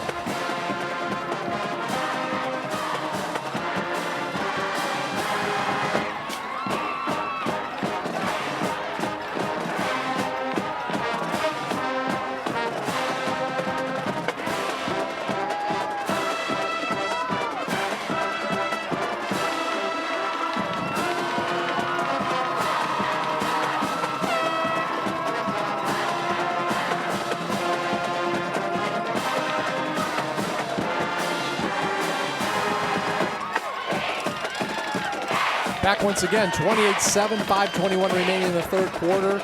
It is the Wildcats over the Panthers, and we're going to bring in Baldy Olivares, who used to be a defensive back and quarterback at San Benito, and talk about the breakdown on that play. Wide receiver wide open.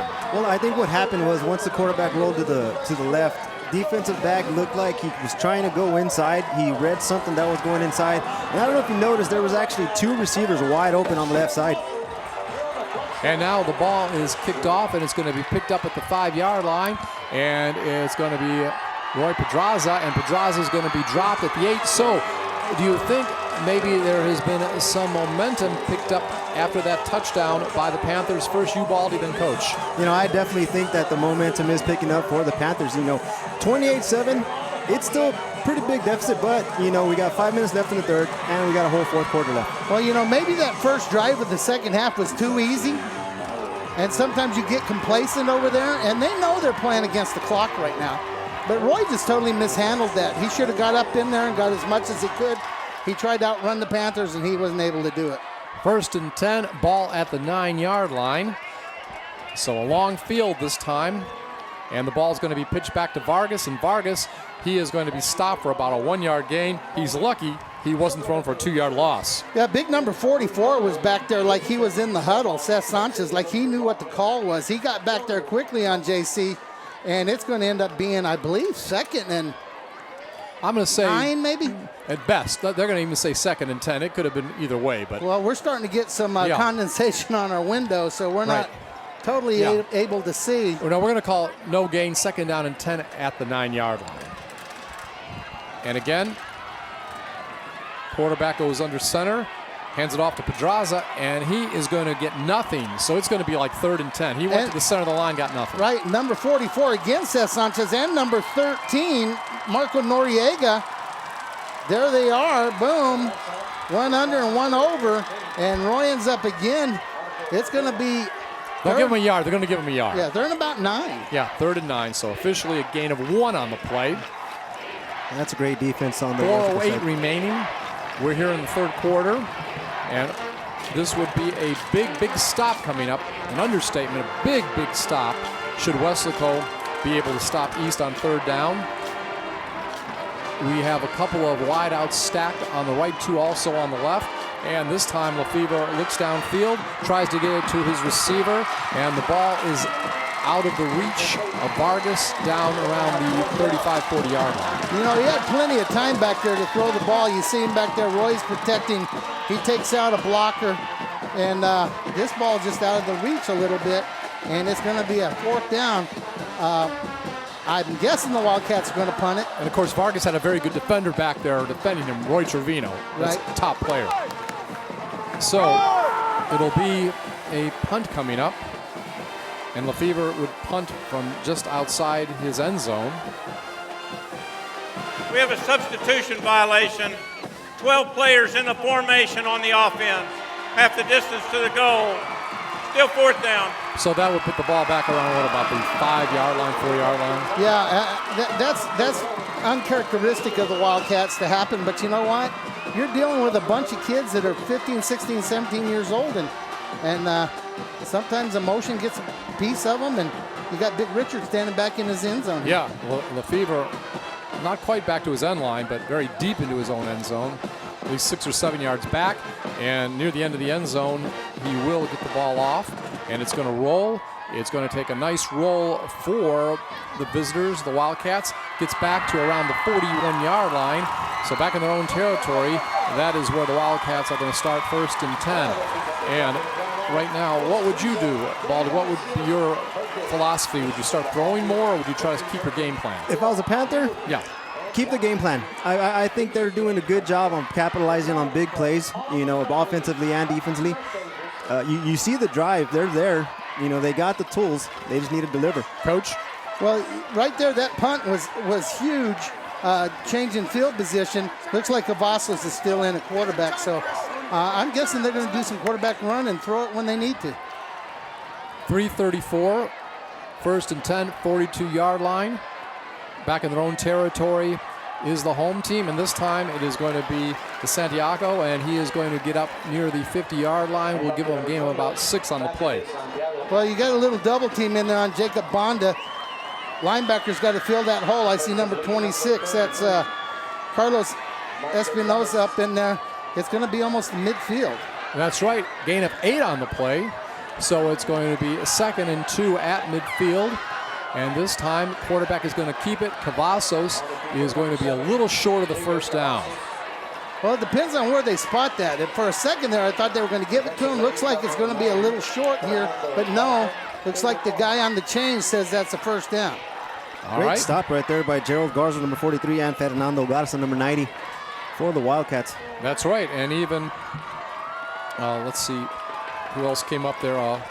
Freddie Cardenas, too. So several guys on defense all working together. Oh, yeah, definitely. Swarm defense. Yeah, swarm defense.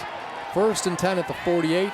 This time it was a screen pass, but the receiver was overthrown. It was Jaden Cavazos to the right of Jacob Cavazos. Yeah, they're trying to develop a rhythm right now, and the only rhythm they have seems to be in the running game.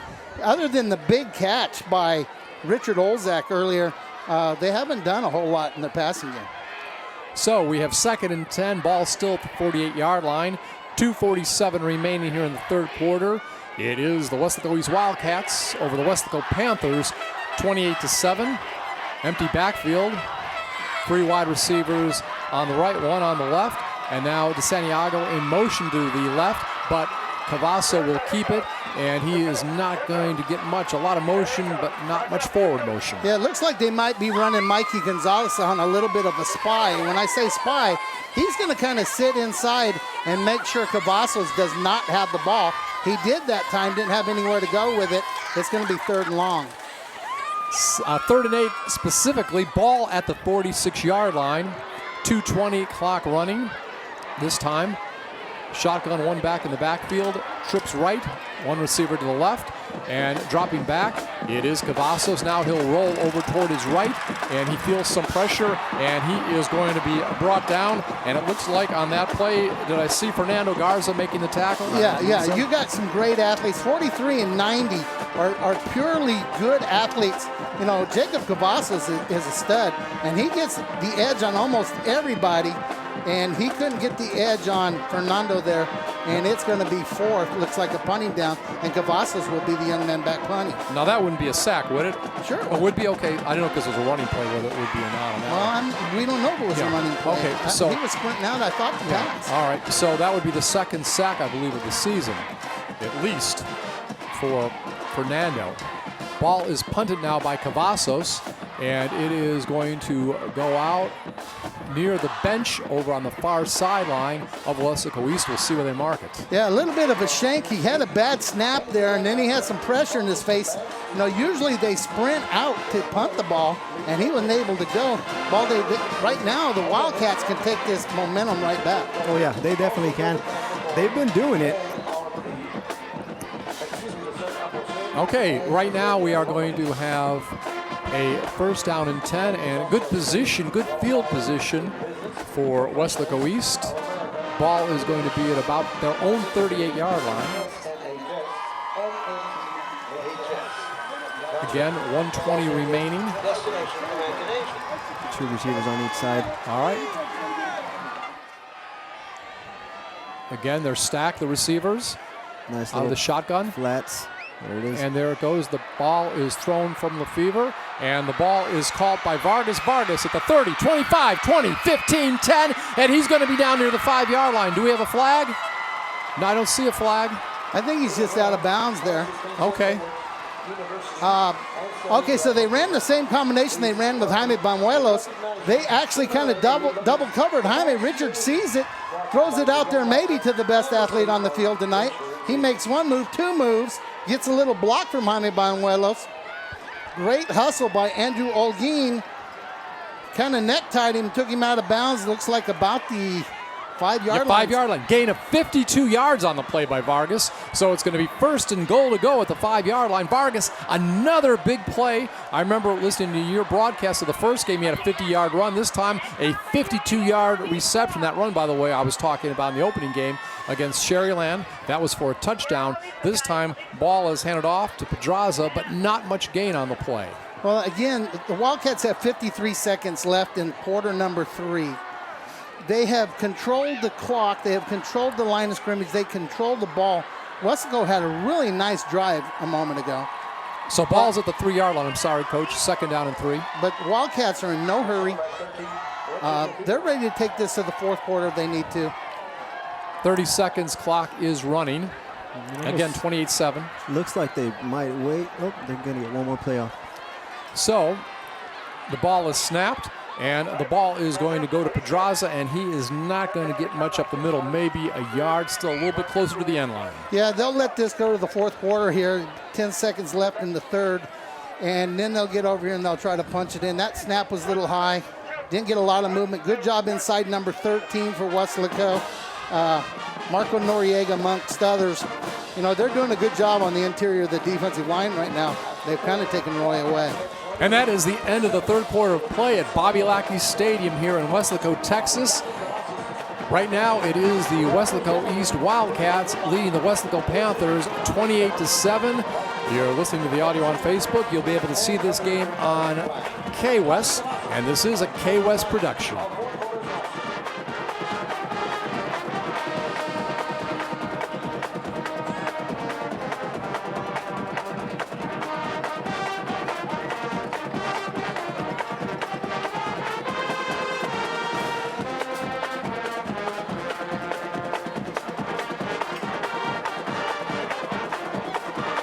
And back once again, 4th quarter of play. We enjoy everybody tuning in tonight and listening. A lot of exciting football all over. This is the beginning of district action, 32-6A, along with the coach John Boswell and Baldy Olivares. I'm Scott Harrison. Again, it is 3rd and goal to go, ball on the 3-yard line. We have 3 backs in the backfield.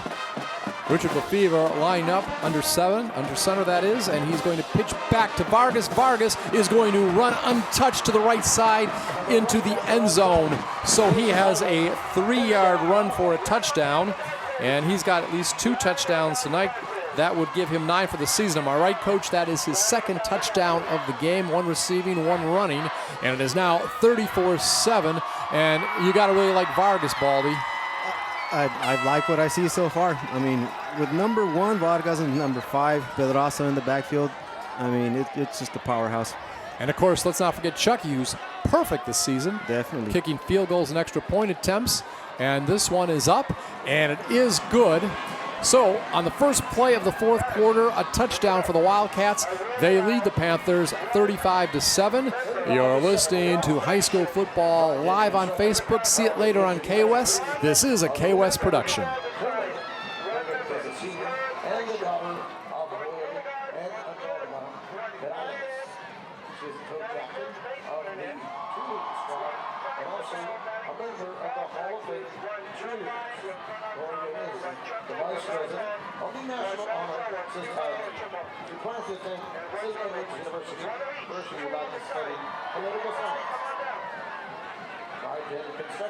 A leader in the commercial construction industry. It's a proud sponsor of the cheerleader of the week.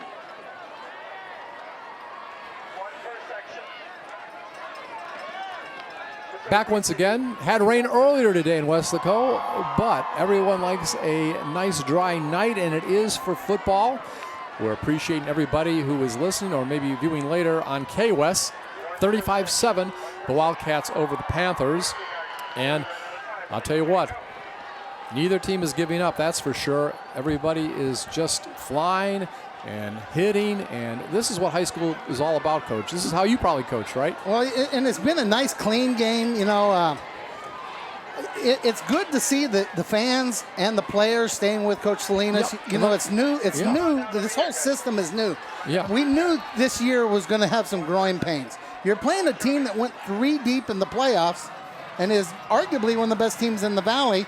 And you're going to move forward game to game to game. And right now, let's see what the Panthers can do down 35-7.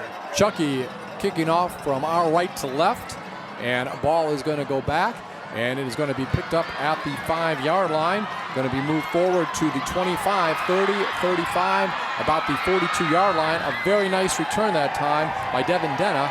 And one thing, Coach, you were talking about the sportsmanship. They all had a breakfast of champions this morning. Both teams got together and had breakfast. Well, the captains did. Oh, the captains did? Okay. Yeah, and the cheerleaders and some band members. But, you know, right there, that was a big kickoff return by Devin Denna. He was eventually ran out of bounds by Matt Vela, number 14.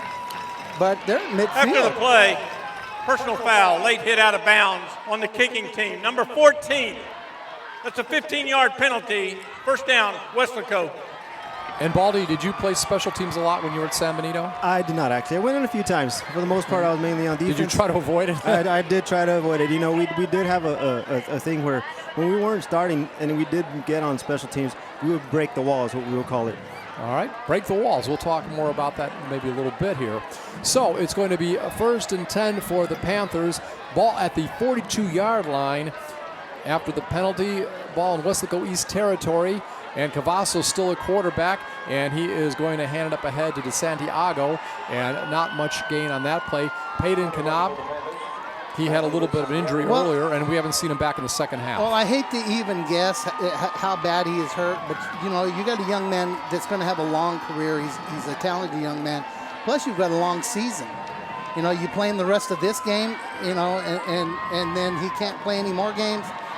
There's a question you have to ask as a coach. DeSantiago, 2nd down and 6 after the 4-yard gain. And this time the ball is moved up.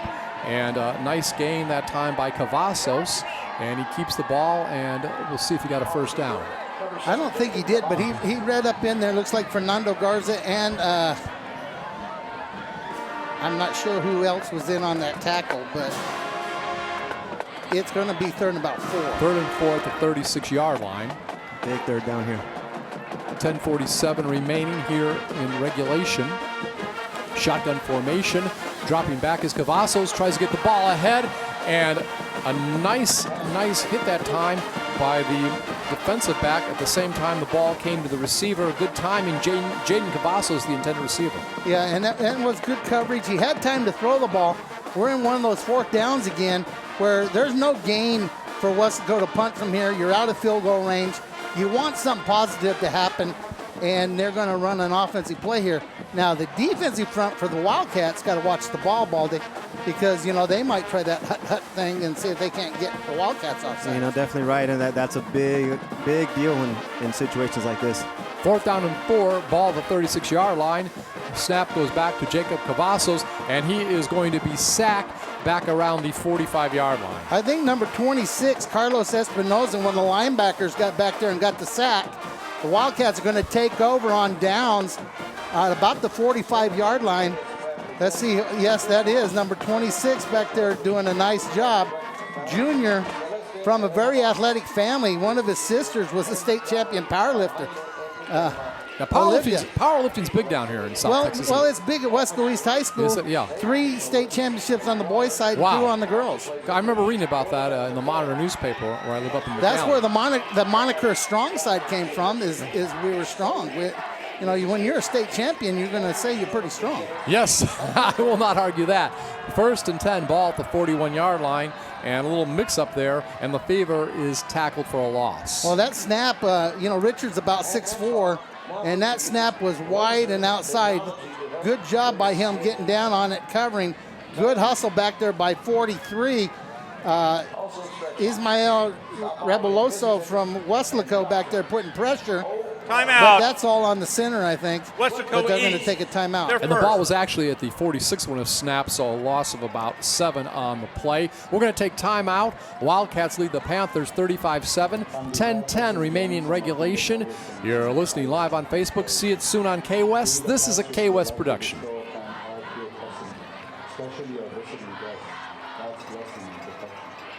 No matter what colors we wear to represent our teams, our God sees us all the same, for we are His loving children.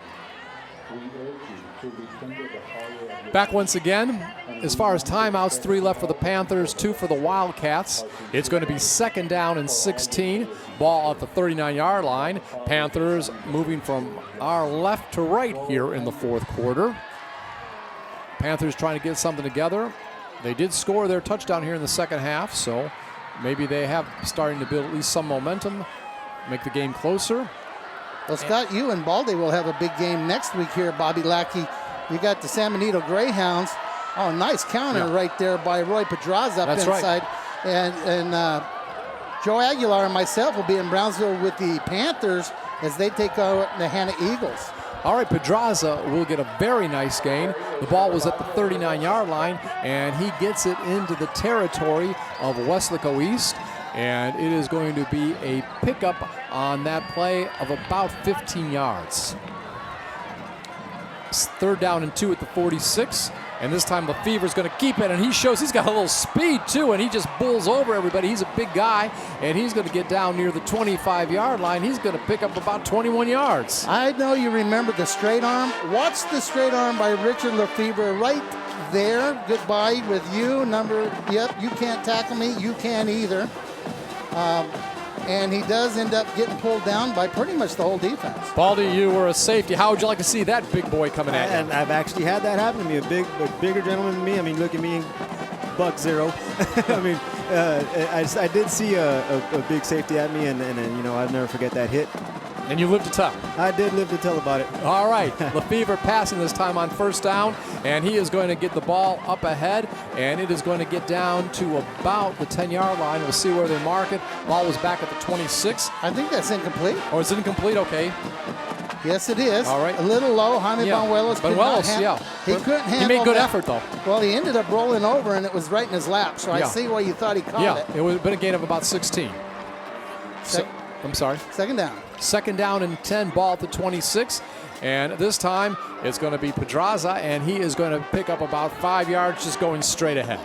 Yeah, and right now the Wildcats are they're trying to give ammunition to their film for San Benito, Harlingen, Southport. The teams down the road say, okay, they run that play. When this guy's in, they throw that play. They're just giving ammunition to other teams to have to prepare. Oh, yeah, definitely. They're coming out with a bunch of different weapons, and it's looking good for them.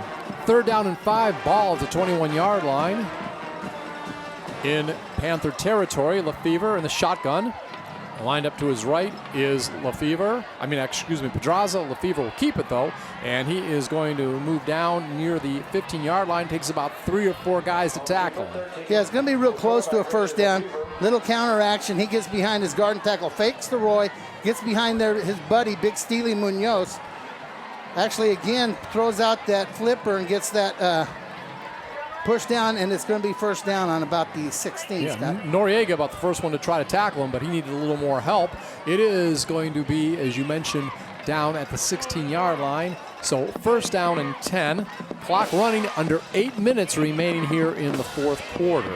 And I guess you just keep running the ball, right, Coach? Well, you know, you don't want to rub the ball in. I mean, rub the score in, but you don't want to quit playing either. Mm-hmm. Lefevre, though, will pass, like Coach said. You do want to keep playing, and he's going to throw it into the end zone, and he tries to find his buddy out there, Hector Saenz, but the pass is incomplete.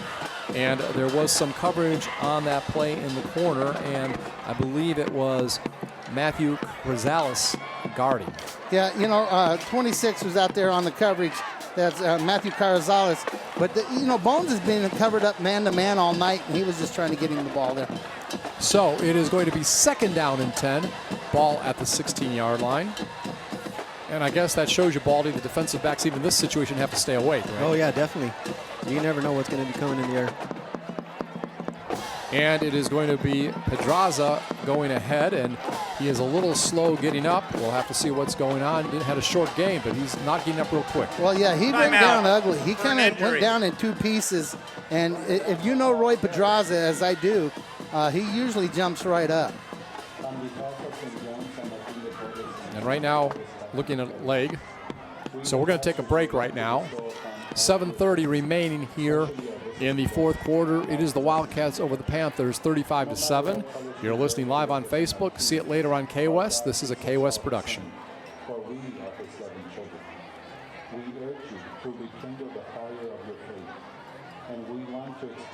all the people of Weslaco our sincere gratitude for all your prayers and support. And God the Father, the Son, and the Holy Spirit bless you. Go Panthers!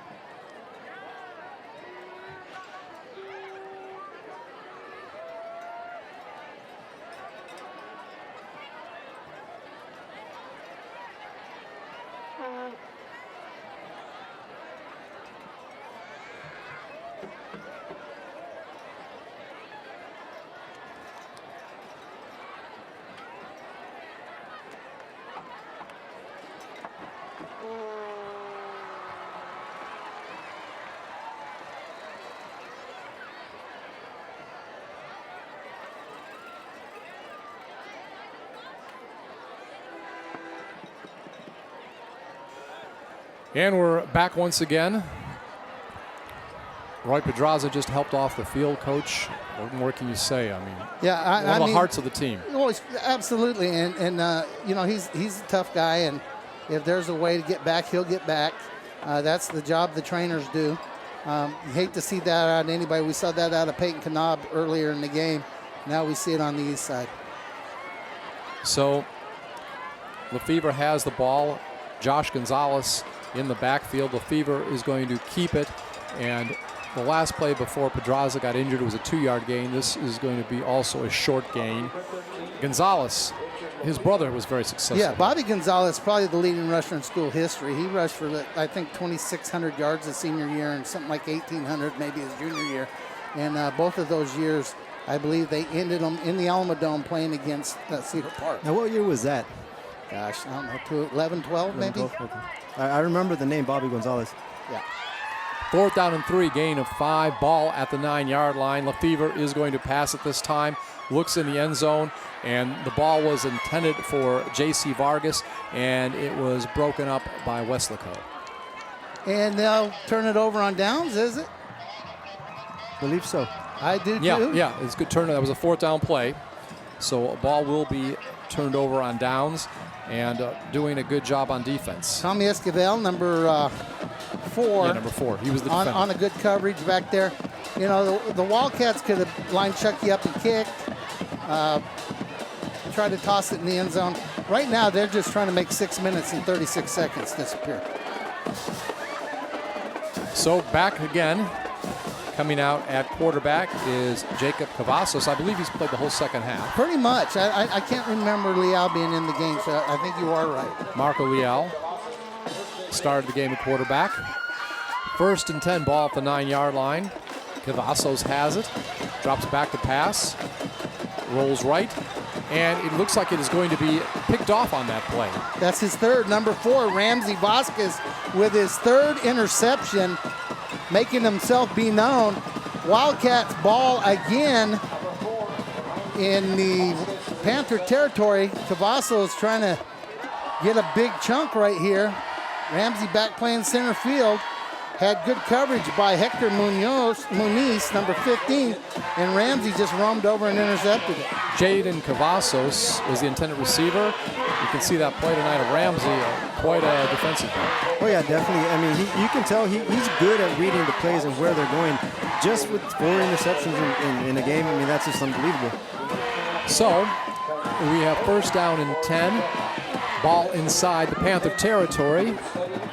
Lefevre at quarterback.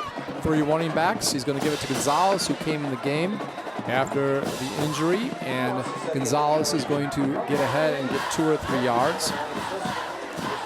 So again, time a big factor midway through the 4th quarter, but Panthers going to continue to play hard defense, and of course we see the offense, the Wildcats, continue to be balanced. I'm surprised a little bit that the Wildcats are not huddling, because it's a little easier to use time when you huddle. And Gonzalez has the ball again, and this time he is going to get down near the 35-yard line, and so he'll be just short of the first down, maybe picks up 6 or 7. Yeah, nice run by Josh. You know, we mentioned his brother Bobby, but we should also mention his brother Peter, who played fullback and was a pretty good player for the Wildcats, and his other brother, AC, who was a receiver a year ago. Wow, what a talented family. And this time it is going to be given up ahead, and it's going to be another running back, Jared Bernice. Okay. Yeah, Jared did a nice job there.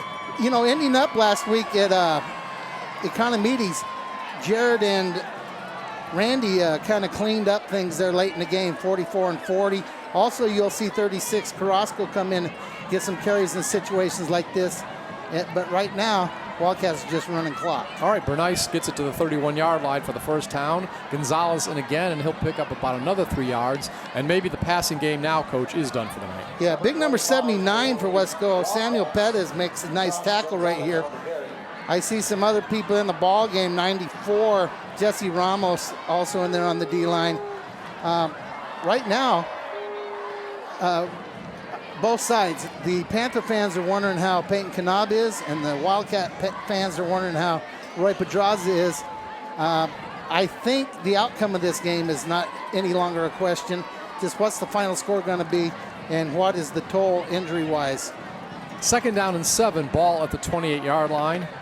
Kanab did come out in uniform for the second half, but has not played. So Lefevre's in there, and there's going to be a timeout. Delay of game on the offense. 5-yard penalty. Still 2nd down. Timeout for a penalty call. You know, they don't really want delay games, but they're okay with it because they don't put the clock, they don't put the time back on. So you back up and it's going to be, what, 2nd and 12? But they don't put the time back on the clock. We're at 4:13 to go, and you don't put that time back, and you've got 4 downs right here, so you run 40 seconds a down. We could take it into under 3 minutes here.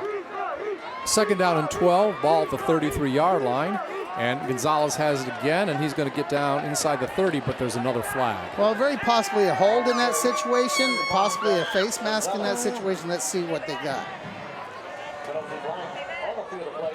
We'll wait for the official in just a moment. He'll give us the call.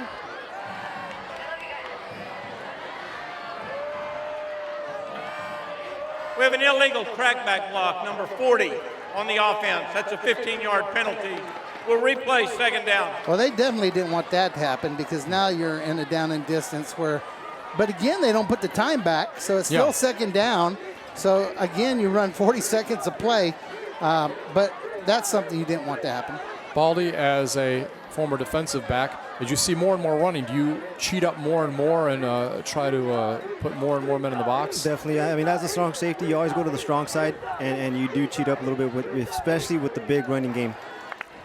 So we have 2nd down and 12 is what they say up there, but it's a lot longer than that. We'll wait and see what they officially put up. It's 2nd down long for sure. And ball is given off, and it is going to go down to about the 38-yard line. Gain of about 6 yards on that particular play, and it's Randy Cardosa. Yeah, Randy gets the ball here out of the backside. Nice block there by Steely Munoz. He gets down there, number 13 makes a good play on him. That's Marco Noriega. We've called him a bunch tonight. And number 2, Roy Trevino.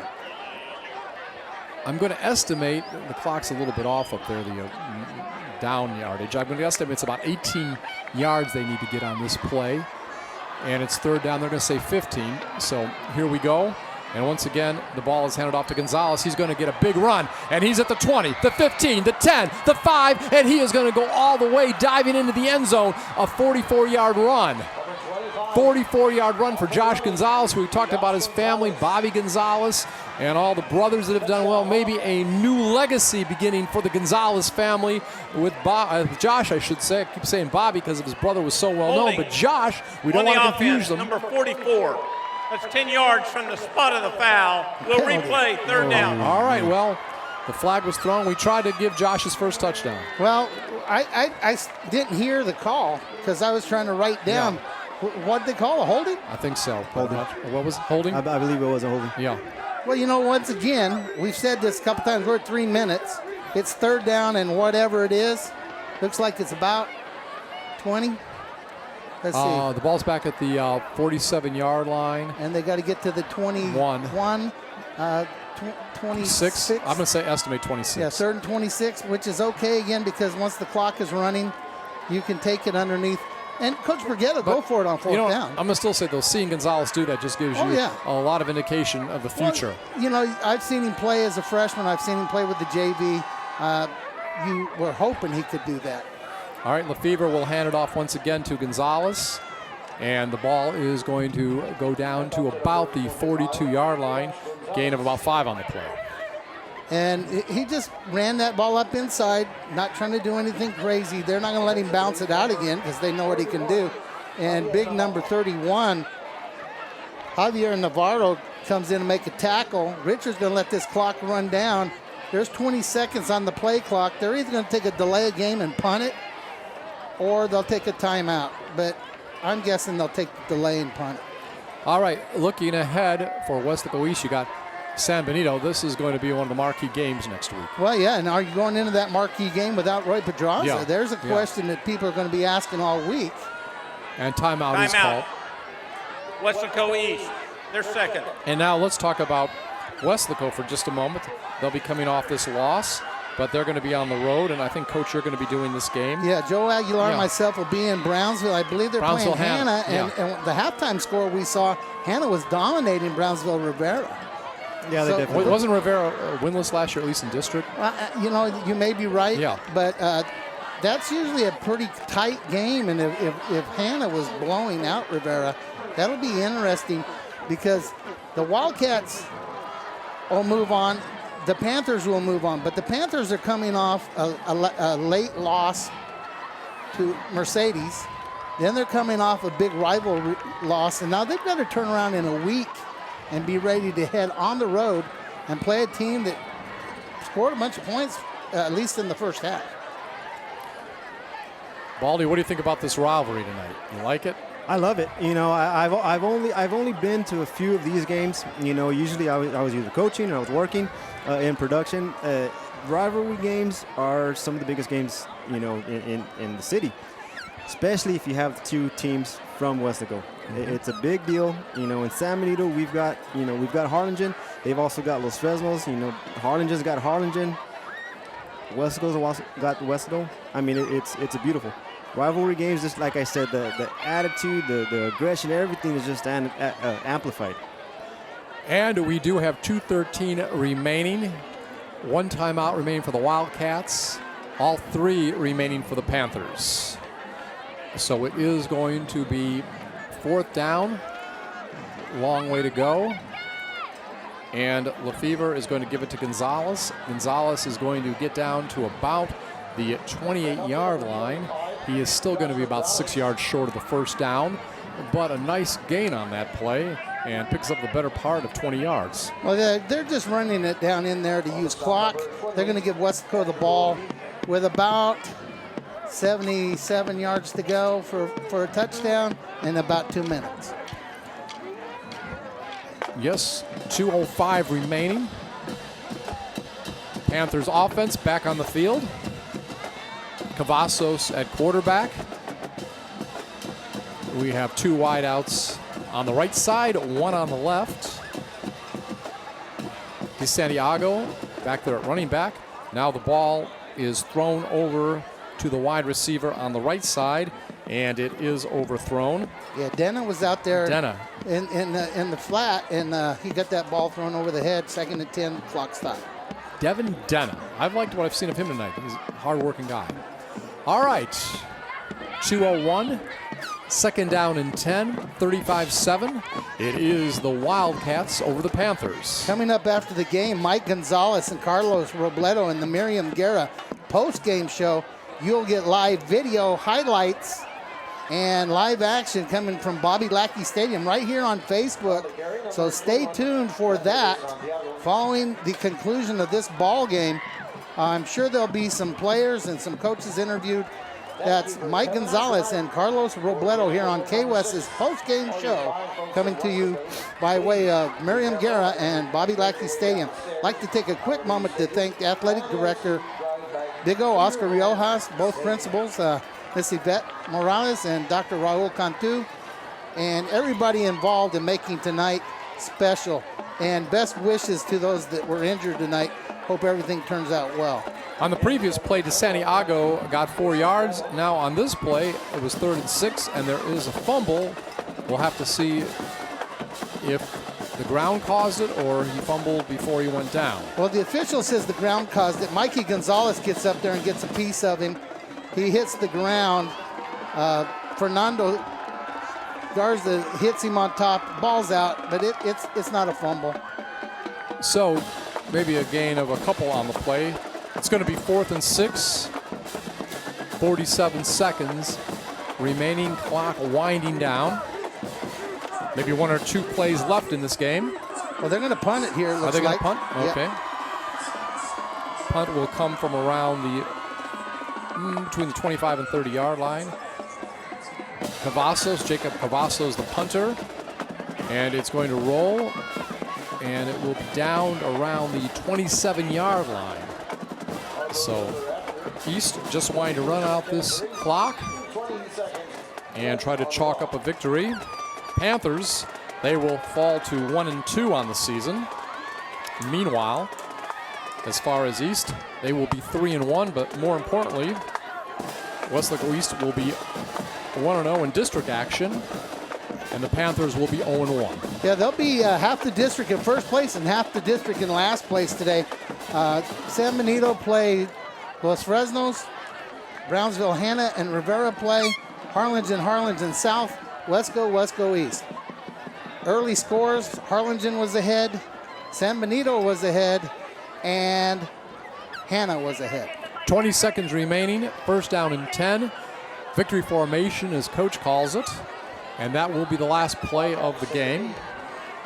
Clock will wind down. And of course, I want to talk about some of the highlights of the game. We see here passing wise. Well, that is the end of the game officially. 35-7, the Wildcats over the Panthers. And some nice pass plays tonight. We had several touchdown passes tonight for Weslaco East. Also, it was good to see Weslaco get on the scoreboard. They got on a scoring pass. So overall, this rivalry is now 3-3. Weslaco East has won 3 times and Weslaco has won 3 times. And isn't there something about the visiting team or a home team being better than the other? Well, the visitors have won a lot of the games in this matchup. And once again, I want to remind everybody to stay tuned for the Miriam Guerra post-game show with Carlos Robledo and Mike Gonzalez. Scott, any last thoughts? No, I have none. It was just fun to be here for the first time and look forward to seeing this rivalry for many more years. And also, we want to thank Baldy for being here tonight. Any last words for you? Once again, thank you guys for having me, and it was a fun first game for me, especially covering this rivalry game. I had a wonderful time, guys. All right, for the coach, John Boswell, and also Baldy Oliveras, I'm Scott Harris, and once again, final score, it was the Wildcats of Weslaco East over the Weslaco Panthers, 35-7, here at Bobby Lackey Stadium at Weslaco, Texas. Remember, you've been listening on Facebook Live, and you can see the game next week on K-West. This has been a K-West production. See you next time.